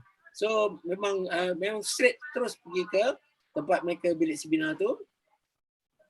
Dan ini bilik kuliah di Fakulti Pendidikan. Untuk makluman semua ahli, tuan-tuan dan puan, di Fakulti Pendidikan sekarang ni kita dapat dana baru sebanyak hampir 7 juta ringgit. So kita dah bangunkan satu bentuk bilik pembelajaran yang mengikut konsep UDL, Universal Design for the Learners, for learners, iaitu yang khusus kepada OKU dan juga kepada orang biasa. Ini laluan untuk orang OKU di Fakulti Pendidikan. Okey, saya nak terangkan tentang UDL tadi, tapi oleh kerana masanya singkat. So, the effective of network is the way of learning, the what of learning, the how of learning. The UDL punya konsep. Okay? Dia punya guidelines tu, of tool of use ni. Sebab tu kita bangunkan dia berdasarkan posted lesson goal, flexible room spaces, and digital and audio text. That's why kita bangunkan bilik ini berdasarkan konsep UDL. Seperti ini bilik pembelajaran bimbingan khusus yang pelajar ni tunarungu yang dibimbing oleh dosen di sini untuk PhD. Pelajar ni di peringkat PhD, dibuat bimbingan di sini dan berlaku bimbingan yang begitu aktif di situ. Di mana pelajar tu boleh melihat di sendiri kat situ dan bincangkan perkara yang dibincangkan, dan pelajar ini menggunakan hearing aids. Kita ada loop system. Dan sekiranya pelajar tu gunakan penuh dengan hearing aids yang gunakan FM sistem juga boleh digunakan di sini. Ini ruangan ruang aktif belajar. Ini ruangan yang baru tu yang saya sebutkan tadi, bilik kuliah mengikut konsep UDL. Lebih cantik, lebih baru dan lebih sesuai kepada OKU. Sama ada pembelajaran, pendengaran, blind dan sebagainya, kita ada digital, LCD digital yang lebih boleh membesarkan dia punya tulisan tu. Ya, menarik sekali ya, Prof. Hanafi. Baik, selanjutnya kita terbang ke Netherlands, ya, kepada Prof. Bayu Jayawardana. Apa kabar, Prof. Bayu? Baik, alhamdulillah. Bagaimana kabarnya juga? Ya, sehat selalu, Prof. Bayu. Bagaimana, ada topan Eunis itu, Prof. Bayu, sampai di Belanda atau tidak? Oh, sampai sekali. Bahkan Groningen termasuk salah satu yang mendapatkan mata dari topan tersebut. Mudah-mudahan tetap aman dan tetap Alhamdulillah, sehat ya. Alhamdulillah tadi pagi sudah saya cek semuanya aman semua. Alhamdulillah ya, sehat. Terima kasih. Prof. Bayu Jayawardana adalah guru besar dalam bidang mekatronika dan teknik kendali tidak linier di Universitas Groningen, University of Groningen, Belanda. Beliau mendapatkan gelar sarjana teknik di Teknik Elektro ITB pada tahun 2000, gelar Master of Engineering di Teknik Elektro NTU Singapura dan di tahun 2003, dan gelar PhD dan Diplom of Imperial College di Imperial College London, Inggris Raya pada tahun 2006. Wah, luar biasa ya. Dalam waktu 6 tahun, Bapak Ibu, beliau menyelesaikan PhD dan S2-nya. Ya, Bidang riset yang didalami dalam kelompok keahliannya termasuk analisa sistem tidak linier, mekatronika, robotika, dan aplikasi-aplikasi yang terkait. Beliau memegang posisi sebagai Board Chairman dari Engineering dan Technology Institute Groningen di Universitas Groningen, Ketua Program Studi Teknik Mesin Universitas Groningen, Kepala TTW, Perspektif Program Digital Twin, dan berbagai program riset lainnya. Ini menurut saya mungkin ya, ini kata-kata yang mungkin tidak bisa dimengerti dengan awam. Nanti mungkin Prof. Bayu bisa share dengan kita dan mungkin bisa memberikan ide-ide riset di peneliti-peneliti dan dosen dan guru di Indonesia. Silakan Prof. Bayu. Terima kasih Ibu Nur Arifah Jati atas perkenalannya. Saya mohon izin untuk sharing monitor saya. Saya akan sharing.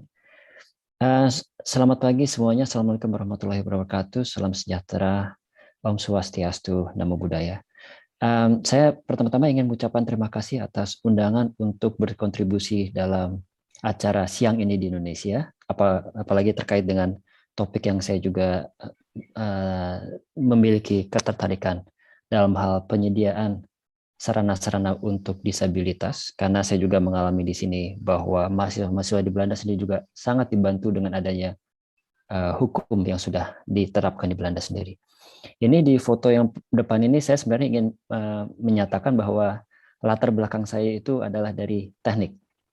Jadi presentasi yang akan saya berikan setelah ini itu hanya berupa anekdot atau pengalaman pribadi dari pengalaman saya selama kurang lebih 14 tahun di Belanda ini.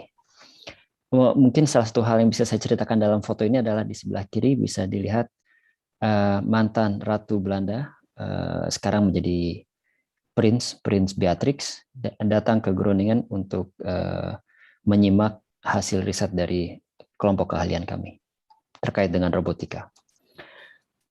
Sekilas tentang fakultas kami, universitas kami itu usianya sudah sangat tua ya, sudah lebih dari 400 tahun usia universitas kami. Dan apabila kita menilik berbagai ranking-ranking dunia, Universitas Groningen itu berada dalam top 100 ranking-ranking dunia, di banyak ranking-ranking dunia yang bisa disebutkan. Jumlah staf akademik untuk fakultas saya sendiri, Fakultas Matematika dan Teknik, itu lebih dari 1.300 orang. Jumlah mahasiswanya juga setiap tahun lebih dari 1.100, totalnya lebih dari 7.000 mahasiswa, dan jumlah mahasiswa asing itu kurang lebih 15%. Budget tahunannya juga dapat dilihat bahwa kita memiliki budget yang cukup besar, jumlah publikasi juga sangat besar, dan banyak sekali institut penelitian yang tergabung dalam fakultas kami. Mungkin ini sekilas tentang fakultas kami, dan saya tidak ingin berpanjang lebar dalam presentasi saya. Saya mungkin akan memakan kurang dari 20 menit. Jadi saya akan usahakan untuk kurang lebih 10 menit agar kita dapat diskusi dalam waktu yang singkat.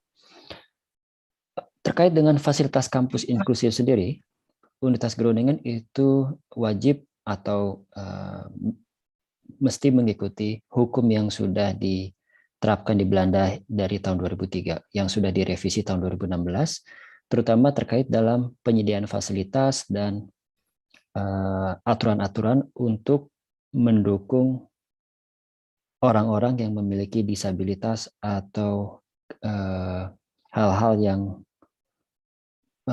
dapat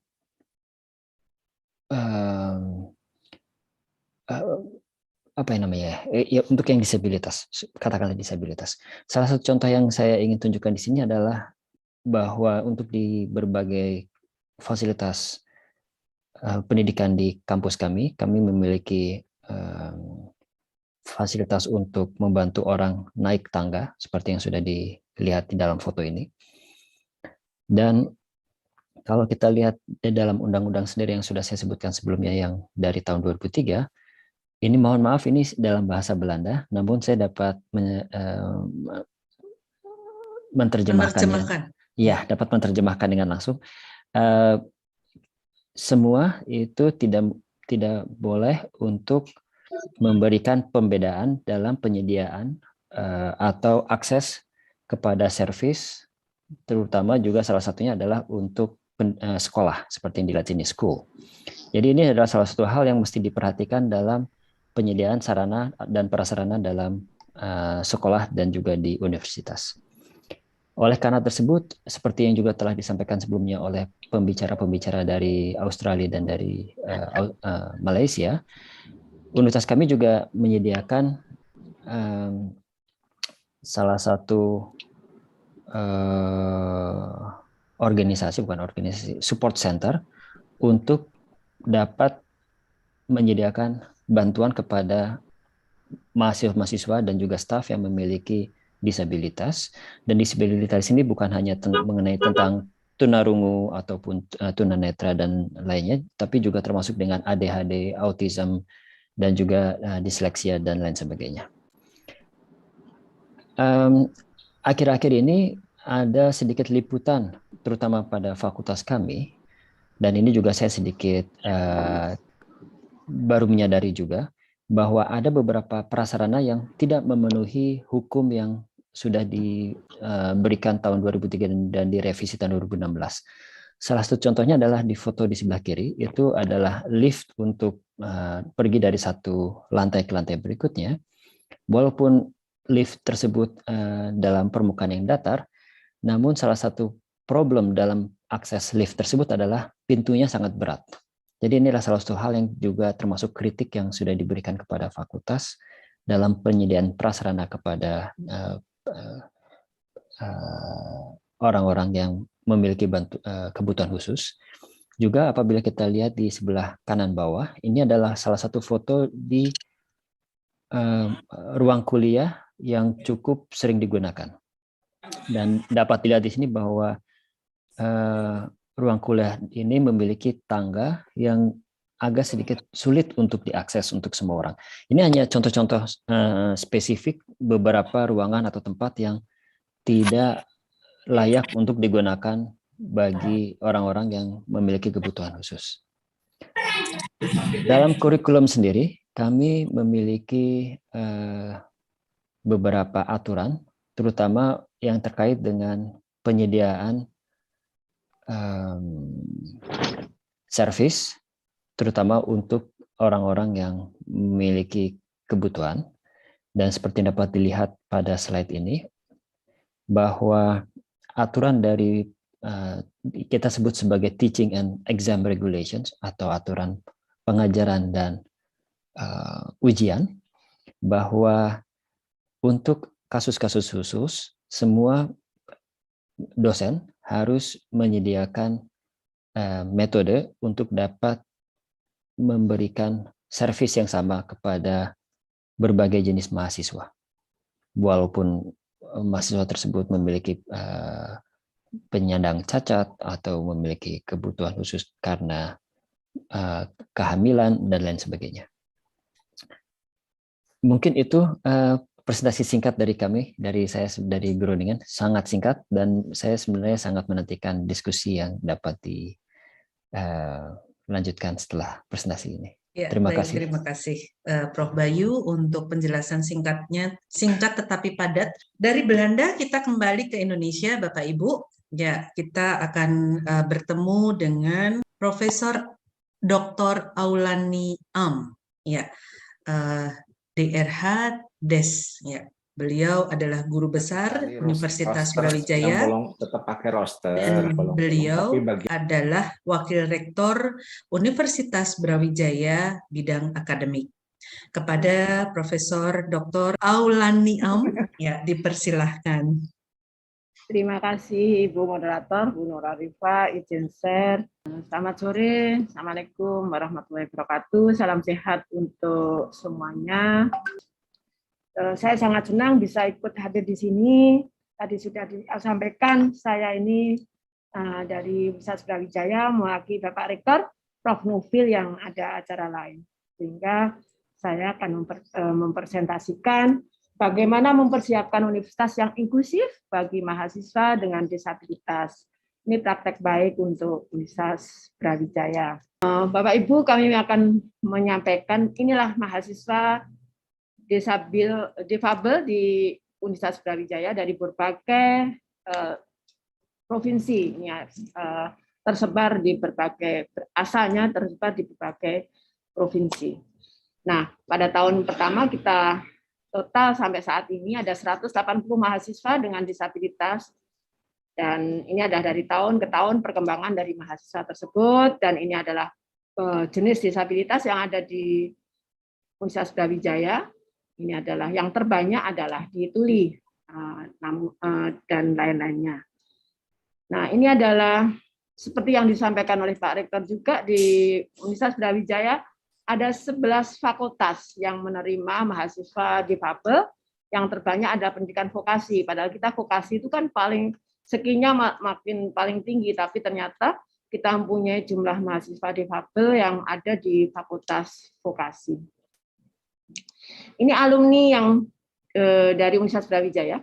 Kita sudah menghasilkan 58 alumni, di mana dia akan bekerja di sebagai pegawai pemerintah, sektor swasta, aktivitas di organisasi dan entrepreneur, serta ada beberapa di BUMN. Luar biasa mahasiswa ini dengan kesempatan dan dukungan yang luar biasa dari pusat disabilitas, pusat layanan disabilitas di Universitas Brawijaya. Kita masih muda, namun bisa meluluskan 58 mahasiswa. Timnya di PLD adalah sangat muda-muda, timnya bekerja di ini. Bapak Ibu, kolaborasi menjadi penting untuk program ini, dan kita punya beberapa kolaborasi dengan pusat layanan disabilitas Universitas Brawijaya. Mulai dari tahun 2017 sampai 2020 dari Business Council untuk Art Disability Mapping, Kemendes juga untuk Inclusive Village, USAID, Asia Foundation, dan yang terakhir kemarin kita lakukan adalah Hydran untuk internasional seminar. Kita ikuti juga United Nations untuk Zero Project. Nah, pada National Recognition, kita menerima penghargaan dari Kementerian Pendidikan Indonesia sebagai kampus inklusif pada tahun 2014, dan nominasi KIPP, kompetisi inovasi pelayanan publik oleh Kementerian Pendayaan Aparatur Negara dan Reformasi Birokrasi dan RB pada tahun 2021. Alhamdulillah pada tahun 2022 barusan kita ada menjadi satu anggota Komisi MOS UNESCO, Management of Social Transformation. Bapak Ibu yang kami hormati, kami juga sangat bangga dengan tim yang masih muda sekali. Universitas Brawijaya mendapatkan international recognition, mendapatkan penghargaan Zero Project. Jadi kami diundang di Vienna, Austria untuk menerima penghargaan ini yang berfokus pada inklusi disabilitas. Demikian juga kita juga mendapat award berkaitan dengan ICT. Universitas Brawijaya untuk menjadi kampus inklusif, tentunya UB juga membuat kebijakan inklusif di tingkat universitas, mendorong fakultas untuk bisa menerima mahasiswa difabel luar biasa, sehingga kita semua fakultas menerima mahasiswa difabel, mendukung dan menciptakan praktek pendidikan inklusif, tentunya yang terakhir adalah berusaha menciptakan kultur inklusif. Nah, juga perlahan-lahan UB menyiapkan fasilitas kampus bagi mahasiswa dengan disabilitas. Kami tadi lihat bagaimana Prof. Wiyoto, bagaimana Prof. Bayu, bagaimana Prof. Hanafi menceritakan bagaimana fasilitas mahasiswa dengan disabilitas. UB ada asrama mahasiswa yang aksesibel untuk semua mahasiswa, ada mobil untuk mahasiswa difabel, ada jalan-jalan yang bisa dilalui untuk penyandang difabilitas, ada guiding box, ada fasilitas medis yang inklusif juga disediakan di dalam kampus, yaitu di klinik Universitas Brawijaya, dan ada student lounge, ada layanan di juru bahasa isyarat dan khutbah Jumat. Jadi bagi mahasiswa yang tidak sempat pulang sholat Jumat, maka di sana disediakan layanan juru bahasa isyarat dengan pada khutbah Jumat. Di Universitas Brawijaya ada aplikasi yang disebut Enabling. Ini ada digunakan untuk mendapatkan pendampingan mahasiswa difabel. Ini adalah linknya. Terus pada mahasiswa ini sangat membantu karena aplikasi ini memfasilitasi mahasiswa disabilitas dan hal pendampingan aktivitas kegiatan pembelajaran di kampus. Luar biasa ada mahasiswa-mahasiswa yang normal, yang mampu, yang mau membantu untuk mahasiswa temannya yang difabel dengan mengatur jadwalnya mereka, dan mereka bisa berkomunikasi dengan mahasiswa penyandang difabilitas juga dengan PS-nya. Ini adalah tentang programnya. Ada di sana diatur schedule-nya, bagaimana bisa membantu menjalankan mahasiswa agar mendapatkan pendampingan yang volunteer. Saya salut pada pendamping-pendamping volunteer yang luar biasa membantu teman-temannya. Juga mahasiswa ini mendapatkan fasilitas pendampingan saat belajar, mengajar dari beberapa kampus, dan ada juga kemudahan-kemudahan yang diperoleh oleh mahasiswa ini. Nah, layanan yang kami berikan bagi mahasiswa difabel adalah kita tahu tadi sudah kami sebutkan didirikan di 2013, maka mulai tahun itu juga ada seleksi afirmasi bagi mahasiswa dengan disabilitas, dan saat itu kita awal menerima 15 mahasiswa dengan disabilitas. Nah, Bapak Ibu, ini adalah kita ingin menginformasikan bahwa bagaimana seleksi afirmasi dilakukan, bagaimana pendampingan itu dibantu oleh tim temannya. Kita sediakan aksesibel satokar, kita ada pelatihan bahasa isyarat dan pelatihan mendampingi mahasiswa difabel. Ini sangat bermanfaat bagi volunteer yang siap membantu teman-temannya yang difabel. Nah, ini juga kita berikan beasiswa, maka perlu diberikan sosialisasi beasiswa bagi mereka, pelatihan peningkatan kesiapan kuliah, pelatihan juga pengajaran inklusif bagi dosennya, tendiknya, pelatihan layanan bagi tenaga tendiknya tadi, ada beberapa kita gabungkan dengan kegiatan-kegiatan hobi dari peserta atau mahasiswa yang ini, dan kita bisa berkomunikasi dengan program yang kita siapkan. Nah, ini Bapak Ibu, meskipun masih muda, PSLD UB telah mempunyai Indonesian Journal of Disability Studies, International Conference on Disability and Diversity in Asia, juga mempunyai book untuk karya-karya anak-anak itu, dan disabilitas dan pendidikan inklusif di perguruan tinggi bagi dosennya dari karya anak-anaknya. Juga ada Art and Disability Mapping di Indonesia. Ada juga, ini adalah fikih disabilitas.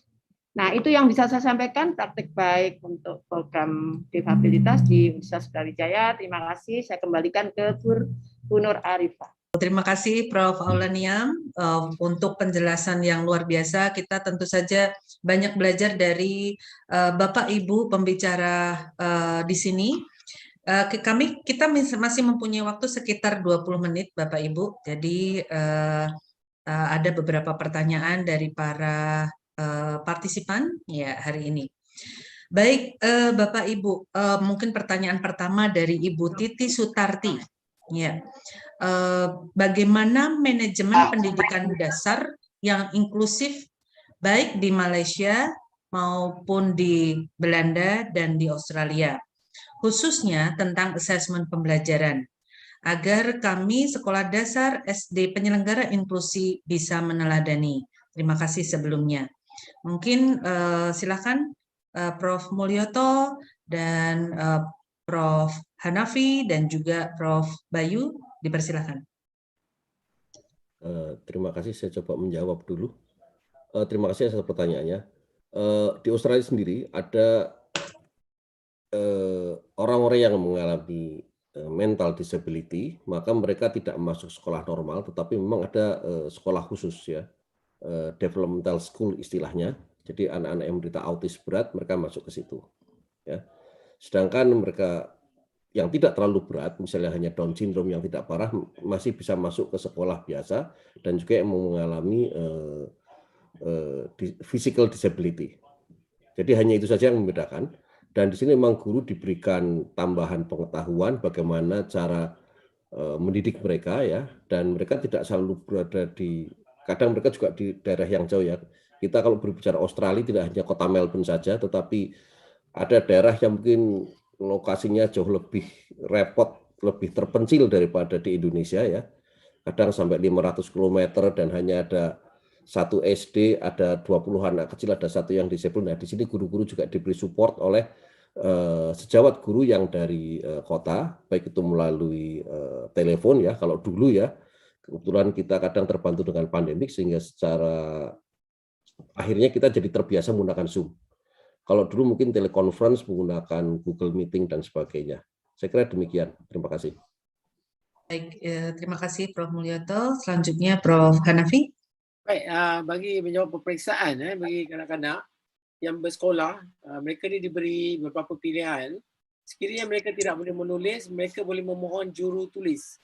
Yang boleh mohon juru tulis, ataupun jika mereka memerlukan komputer semasa menjawab peperiksaan juga dibenarkan, asalkan mereka memohon untuk menggunakan komputer. Dan semua pelajar OKU yang mengambil peperiksaan umum, iaitu nasional, mereka dibenarkan diberi masa tambahan sebanyak 50% daripada masa asal. Seperti saya belum maklumkan tadi lah. Juga di universiti juga dilaksanakan seperti itu. Mereka diberi masa tambahan sebanyak 50% daripada waktu asal. Dan mereka akan disemak, skrip jawapan mereka akan disemak oleh guru ataupun pakar yang dalam bidang pendidikan khas juga. Mereka tidak dijawab ataupun disemak jawapan mereka oleh, contohnya esei daripada yang tunarungu, sebab esei tunarungu ni bahasa mereka ni agak begitu kurang sedikit dari segi kemahiran bahasanya, tetapi ianya disemak oleh guru yang pakar dalam bidang tunarungu, bukan guru biasa, bukan guru tipikal. Kalau ditanda disemak oleh guru biasa, kemungkinan mereka punya markah tu akan jatuh. Markah dia punya peratusan tu akan jatuh. So akan menyebabkan mereka gagal lah. Dan sebahagian daripada mereka yang tidak boleh menjawab peperiksaan umum, mereka ini akan menjawab peperiksaan menggunakan macam exam peringkat demi peringkat, NOS. Terutama yang mengambil khusus kemahiran vocational. Khusus kemahiran vocational, mereka akan menjawab peperiksaan sedikit demi sedikit dan akhirnya dikumpulkan dan akan disemak dan akhirnya akan lulus dalam peperiksaan tersebut. Peperiksaan yang lain, bukan peperiksaan nasional tu sama dengan kalangan tipikal, tapi mereka diberi beberapa kemudahan. Sekian, terima kasih. Baik, terima kasih Prof. Hanafi. Jadi mungkin fleksibel begitu ya di Malaysia maupun juga kita berusaha untuk membantu mereka semaksimal kita bisa. Bagaimana di Belanda, Prof. Bayu? Ya, mungkin saya dapat melanjutkan apa yang sudah diutarakan sebelumnya oleh Profesor Hanafi dan Profesor Mulyoto, bahwa apa yang dikerjakan di Belanda juga mirip seperti apa yang telah dilakukan di Malaysia dan di Australia. Terutama apabila saya ingin berkilas kepada pengalaman saya untuk ujian terhadap mahasiswa, maka para mahasiswa tersebut dapat meminta sedikit keleluasaan apabila mereka membutuhkan beberapa kebutuhan khusus. Dan salah satu contohnya adalah apabila mereka memiliki disleksia, maka mereka dapat memiliki waktu tambahan kurang lebih 10 menit untuk tiap jam ujian. Jadi apabila ujiannya 3 jam, maka mereka dapat melakukannya dalam waktu 3,5 jam. Namun ini tidak hanya untuk yang disleksia, juga untuk berbagai jenis kebutuhan lainnya, itu semua sudah diorganisasi secara baik dalam lingkup fakultas maupun dalam lingkup universitas. Untuk menjawab pertanyaan yang lainnya lagi terkait dengan ujian masuk, mungkin saya juga tidak mengerti apakah ini terkait dengan ujian untuk masing-masing kuliah atau ujian untuk masuk atau untuk pendidikan dasar di Belanda pada umumnya. Untuk ujian masuk sendiri sebenarnya kita hanya memiliki aturan bahwa para calon mahasiswa tersebut lulus untuk berbagai pelajaran-pelajaran dasar, dan bagaimana pelajaran-pelajaran dasar itu diberikan ujiannya itu sudah ada organisasi nasional untuk dapat mengikut sertakan semua kebutuhan yang dibutuhkan oleh para pelajar SMA yang ada di Belanda. Dan untuk pendidikan dasar sendiri, memang di Belanda ada berbagai jenis murid-murid, dan apabila mereka memiliki kebutuhan, itu juga ada jalurnya sendiri. Mungkin itu jawaban singkat yang dapat saya berikan. Baik, terima kasih Prof. Bayu. Selanjutnya kita menuju pertanyaan kedua, mungkin tertuju kepada Prof. Munawir dan juga Prof. Aula Niam. Ya. Dari Mbak Husnul Khotimah, apakah ada perbedaan dalam pemberian mata kuliah pada mahasiswa disabilitas? Mungkin ini di Indonesia dahulu ya. Silakan kepada Prof. Aula Niam dulu.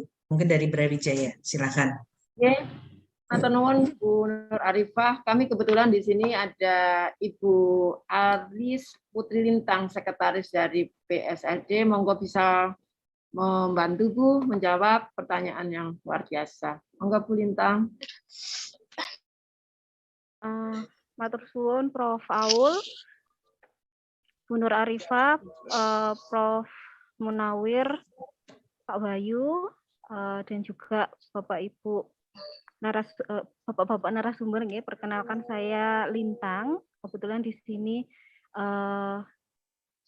saya sebagai sekretaris Pusat Studi dan Layanan Disabilitas. Sedikit menjawab pertanyaan dari Ibu Husnul. Jadi secara khusus tidak ada pembedaan terkait dengan penyampaian materi kuliahnya. Begitupun dengan proses pelaksanaan perkuliahan, sama. Mahasiswa akan berkuliah di kelas yang sama, tidak ada pembedaan sama sekali. Yang membedakan hanya penyampaian dan pemberian adanya modifikasi dalam pemberian materi sesuai dengan kebutuhan masing-masing mahasiswa dengan disabilitas. Nah, reasonable accommodation adjustment ini atau penyesuaian akomodasi yang layak ini dilakukan oleh Pusat Studi dan Layanan Disabilitas.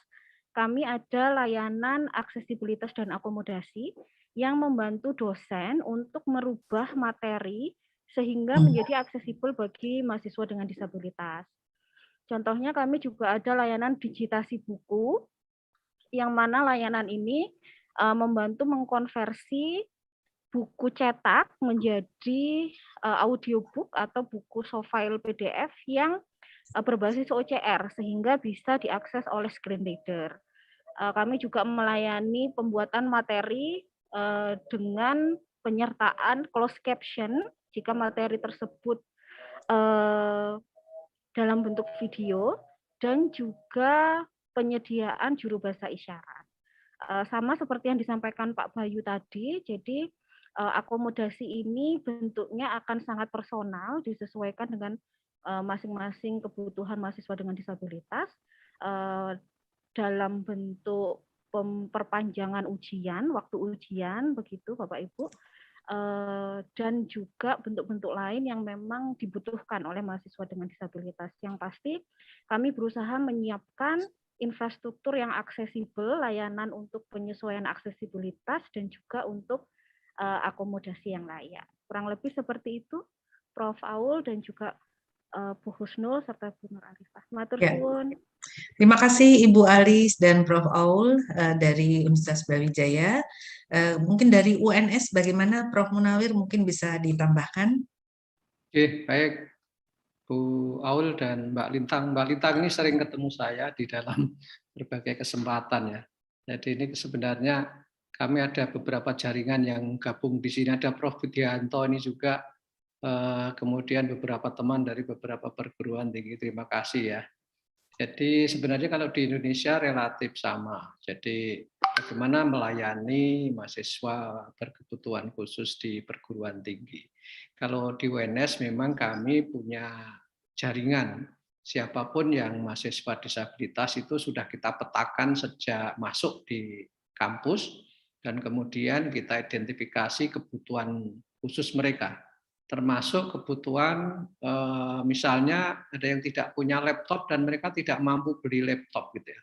Itu langsung kita carikan jalan keluarnya. Fasilitas kebutuhan belajar itu tidak boleh terganggu. Kemudian juga kami menyediakan relawan kampus ya untuk mahasiswa disabilitas khusus untuk dua hal, yaitu mahasiswa tuli dan mahasiswa yang tunanetra. Hari-hari ini kebetulan kami sedang melakukan sertifikasi untuk juru bahasa isyarat dari mahasiswa berbagai fakultas. Ada satu kelas yang kami latih untuk keterampilan dasar bahasa isyarat. Itu kemarin ada 20 peserta. Kemudian yang orientasi mobilitas juga ada 20 mahasiswa yang kami latih secara khusus, dan mereka-mereka inilah nanti yang akan membantu mahasiswa sesuai dengan keperluannya. Dosen juga akan mendapatkan dukungan dari tim relawan ini. Dan secara khusus teman-teman ini menemui mahasiswa disabilitas di fakultas masing-masing. Tapi kalau di situ tidak ada, bisa kita bantukan ke fakultas yang lain. Dalam beberapa hal memang yang sangat diperlukan adalah diskusi. Jadi kami membuat komunitas sesama mahasiswa disabilitas itu untuk ada pertemuan secara periodik, memecahkan kebutuhan-kebutuhan khususnya apa yang kira-kira perlu difasilitasi. Kalau mereka tidak sangat membutuhkan pendampingan secara langsung, ya mereka kita lepas. Tetapi kalau membutuhkan pendampingan, bisa kontak dan kemudian akan difasilitasi oleh relawan kampus itu. Itu saya kira secara umum yang dilakukan oleh UNS. Terima kasih. Terima kasih Prof. Munawir untuk jawabannya, dan kita terus akan meneruskan kebiasaan baik ini, dan mudah-mudahan ini juga berkembang di sekolah-sekolah lain ataupun universitas lain. Baik, selanjutnya kita menuju pertanyaan berikutnya, Bapak Ibu. Ada pertanyaan dari Pak Dr. Fadilah Umar. Bapak Ibu narasumber di luar UNS dari berbagai PT baik dalam dan luar negeri. Ya, mohon bisa digambarkan bagaimana proses tentang pembinaan prestasi olahraga untuk mahasiswa-mahasiswa disabilitas di lembaga Bapak Ibu. Ya, mungkin dari Prof. Bayu dari Belanda, mungkin ada sedikit cerita untuk kami, dan juga dari Australia dan dari Malaysia, silahkan. Wah, ini pertanyaan sangat baik sekali. Bahkan saya sendiri juga kurang begitu yakin ini ya untuk yang olahraga yang prestasi itu apa yang dilakukan di universitas kami. Mungkin saya bisa menjawab kalau saya mencari informasi lebih lanjut. Saya tidak dapat menjawab untuk saat ini. Mohon maaf. Mungkin karena fokusnya di pembelajaran. Ya, mungkin dari Prof. Mulyoto atau Prof. Hanafi, dipersilakan. Terima kasih. Jadi untuk mahasiswa yang berprestasi, kita tahu ada yang namanya Paralimpik ya, dan setiap negara pasti ada komite kalau ada KONI, ada komite Olimpiade, di sini juga ada komite Paralimpik. Nah, biasanya universitas apabila ada mahasiswa yang memiliki prestasi ya, bisa dimasukkan lewat kelompok Paralimpik ini, dan nanti biaya pelatihan, biaya trainingnya itu umumnya ditanggung oleh universitas. Itu. Jadi tidak semuanya diserahkan kepada komite Paralimpik, tetapi universitas juga melakukan hal yang sama, karena di Australia sendiri ada Commonwealth Games ya, dan juga ada, kita di Australia tidak ada PON ya, ada Commonwealth Games yang antar negara, juga ada sesi untuk para penderita cacat disabilitas ya. Jadi sebenarnya Indonesia juga banyak atlet yang dikirim ke Paralimpik dan meraih medali ya. Tinggal bagaimana kita yang ada di kampus melihat potensi ini dan menghubungi komite Paralimpik yang ada di Indonesia. Bisa lewat KONI kalau tidak salah ya, kalau di Indonesia, dan mereka sangat sangat berminat untuk membina para mahasiswa yang memang memiliki potensi olahraga. Terima kasih. Ya, baik, terima kasih. Dari Malaysia mungkin ada cerita, Prof. Hanafi. Alfa. So sama, soalan yang sangat baik ya. Sebab di Malaysia juga seperti mana yang dah diketahui, ada beberapa atlet yang telah memenangi pingat emas di peringkat Olimpik, Paralimpik, dan mereka juga mendapat bahagian ataupun penghargaan sama seperti yang biasa. Iaitu kalau Paralimpik atlet yang biasa mendapat RM1 juta, hadiah penghargaan sekiranya mereka dapat pingat emas. Di Paralimpik punya atlet juga mendapat hadiah sebanyak RM1 juta sekiranya mereka mendapat pingat emas. So potensi untuk pelajar pendidikan khas ataupun yang OKU ni di universiti, mereka ni turut sama dilatih. Sekiranya mereka ada potensi yang bagus, mereka ni juga dilatih untuk mewakili universitas. Untuk mewakili universitas, dan sekiranya bakat mereka tu sangat baik dan bagus, mereka akan diketengahkan sampai ke peringkat nasional, peringkat nasional, dan seterusnya ke peringkat international. So ada di antaranya yang bermain pingpong untuk yang tunarungu, dan juga ada yang main tenis lapangan, ya, untuk yang OKU. Setakat ni yang ada, dan mereka ni telah pun diketengahkan sampai ke peringkat nasional, peringkat nasional. Ya. Jadi terus berprestasi ya untuk para Paralimpik ini ya, Prof. Hanafi ya. Baik, terima kasih untuk responnya Prof. Mulyoto, Prof. Hanafi, dan Prof. Bayu. Ada satu pertanyaan yang mungkin sekarang ini sebenarnya sebelum COVID pandemi itu ada learning loss ya yang dialami mungkin para disabilitas. Nah, mungkin dari Pak Ramli, ya, pertanyaannya apakah mengemuka isu tentang potensi loss learning akibat pandemi COVID di masing-masing institusi, dan apa kebijakan atau antisipasinya? Pada Prof. Bayu dulu mungkin dipersilakan. Terima kasih atas pertanyaan. Ini pertanyaan yang sangat relevan dan sangat bagus kalau menurut saya pribadi, karena saya juga saat ini memegang posisi sebagai Kepala Program Studi Teknik Mesin, dan memang untuk perihal kesulitan pembelajaran karena Corona ini, itu adalah salah satu hal yang cukup pelik, karena kami sendiri sebagai para dosen tidak memiliki kemampuan untuk menangani secara spesial, tapi kita harus berhadapan dengan problematika sosial yang ada pada saat ini. Apakah ada kebijakan dari sentral universitas sendiri? Itu belum ada untuk saat ini. Namun semua dosen juga mereka sadar bahwa mereka harus dapat memberikan materi kepada para mahasiswa secara efektif dan efisien. Jadi saat ini lebih ke individual effort untuk dapat mengatasi problematika yang disebabkan oleh Corona ini. Untuk saat ini mungkin itu jawaban dari saya. Iya, mungkin menjadi PR selanjutnya ya, Prof. Ya, Bayu betul ya. Sekali, Ya. Betul sekali. Baik, kepada mungkin Prof. Mulyoto, Prof. Aula Niam, dan Prof. Hanafi dipersilahkan. Terima kasih ya. Jadi memang saya dari Fakultas Kedokteran memang mengalami masalah ya ketika ada pandemi, karena kita biasanya praktikum setiap hari, kemudian ternyata tidak boleh praktikum. Tapi ada satu hal yang menarik, bahwa sebenarnya Monash University sudah merencanakan semua non-practical komponen itu dibuat online. Mengapa? Karena ternyata biaya untuk pemeliharaan ruang kelas itu sangat mahal. Jadi mahasiswa dipersilahkan kuliah dari mana saja, dosen tinggal merekam, nanti tinggal ada janji satu waktu tertentu untuk saling kontak, bisa lewat Moodle, lewat email, dan sebagainya. Saya melihat pengalaman pada anak saya sendiri.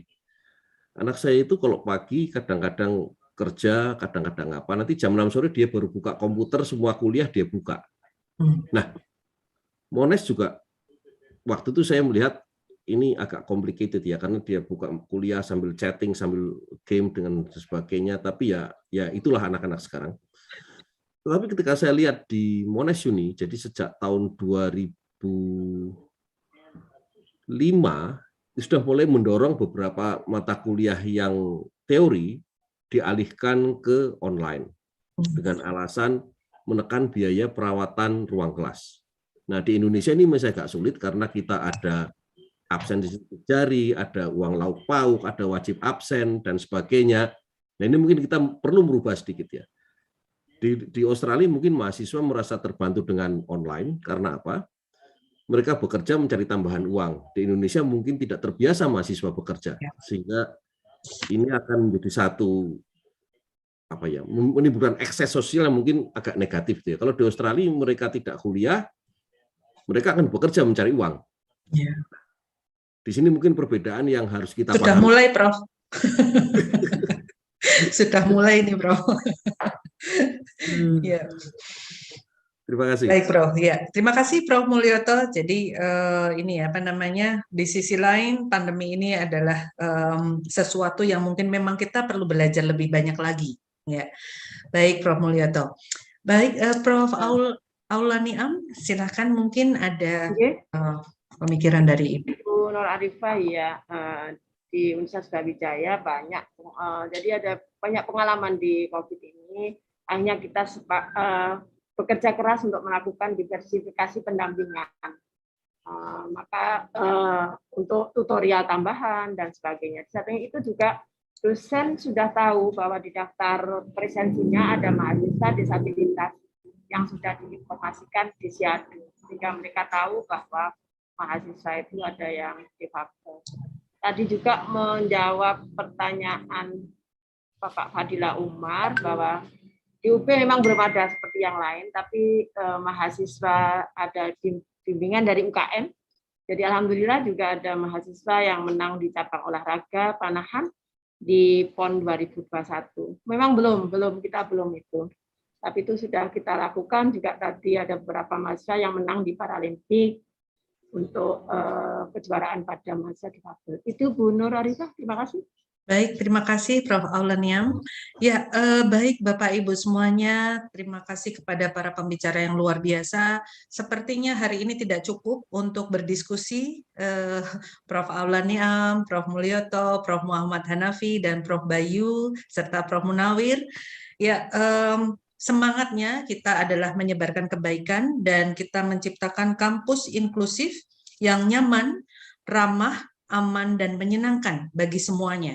Jadi tidak hanya untuk kita yang mungkin menurut kita normal, ya, tetapi juga untuk yang tidak normal atau sebenarnya mungkin bisa jadi memiliki kelebihan yang lebih daripada kita yang terlihat normal seperti itu. Ya, baik Bapak Ibu, tentunya diskusi ini minimal memberikan kita awareness atau kepedulian kita. Ketika kita berjalan, ketika kita mengajar, kita tengok kanan, kiri, depan, belakang, atas, bawah, ya tadi seperti mungkin yang menjadi perhatian Prof. Bayu ya, ada tangga, itu kita lihat bawah. Kemudian ada tangga, kita juga lihat atas. Kemudian lihat kanan kiri kita, apakah ada orang-orang yang membutuhkan bantuan dan juga fasilitas yang memang diperlukan.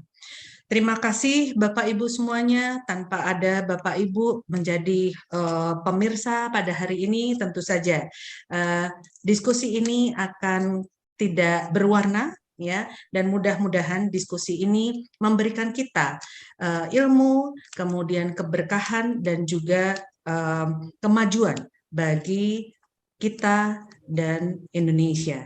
Terima kasih. Waktu kami kembalikan kepada Ibu Cahaya. Terima kasih.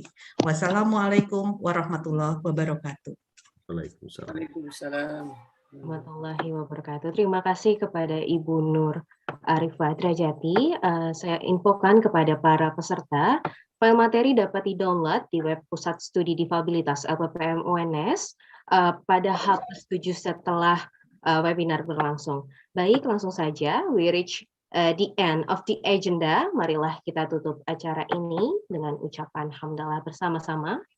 Alhamdulillahirrahmanirrahim.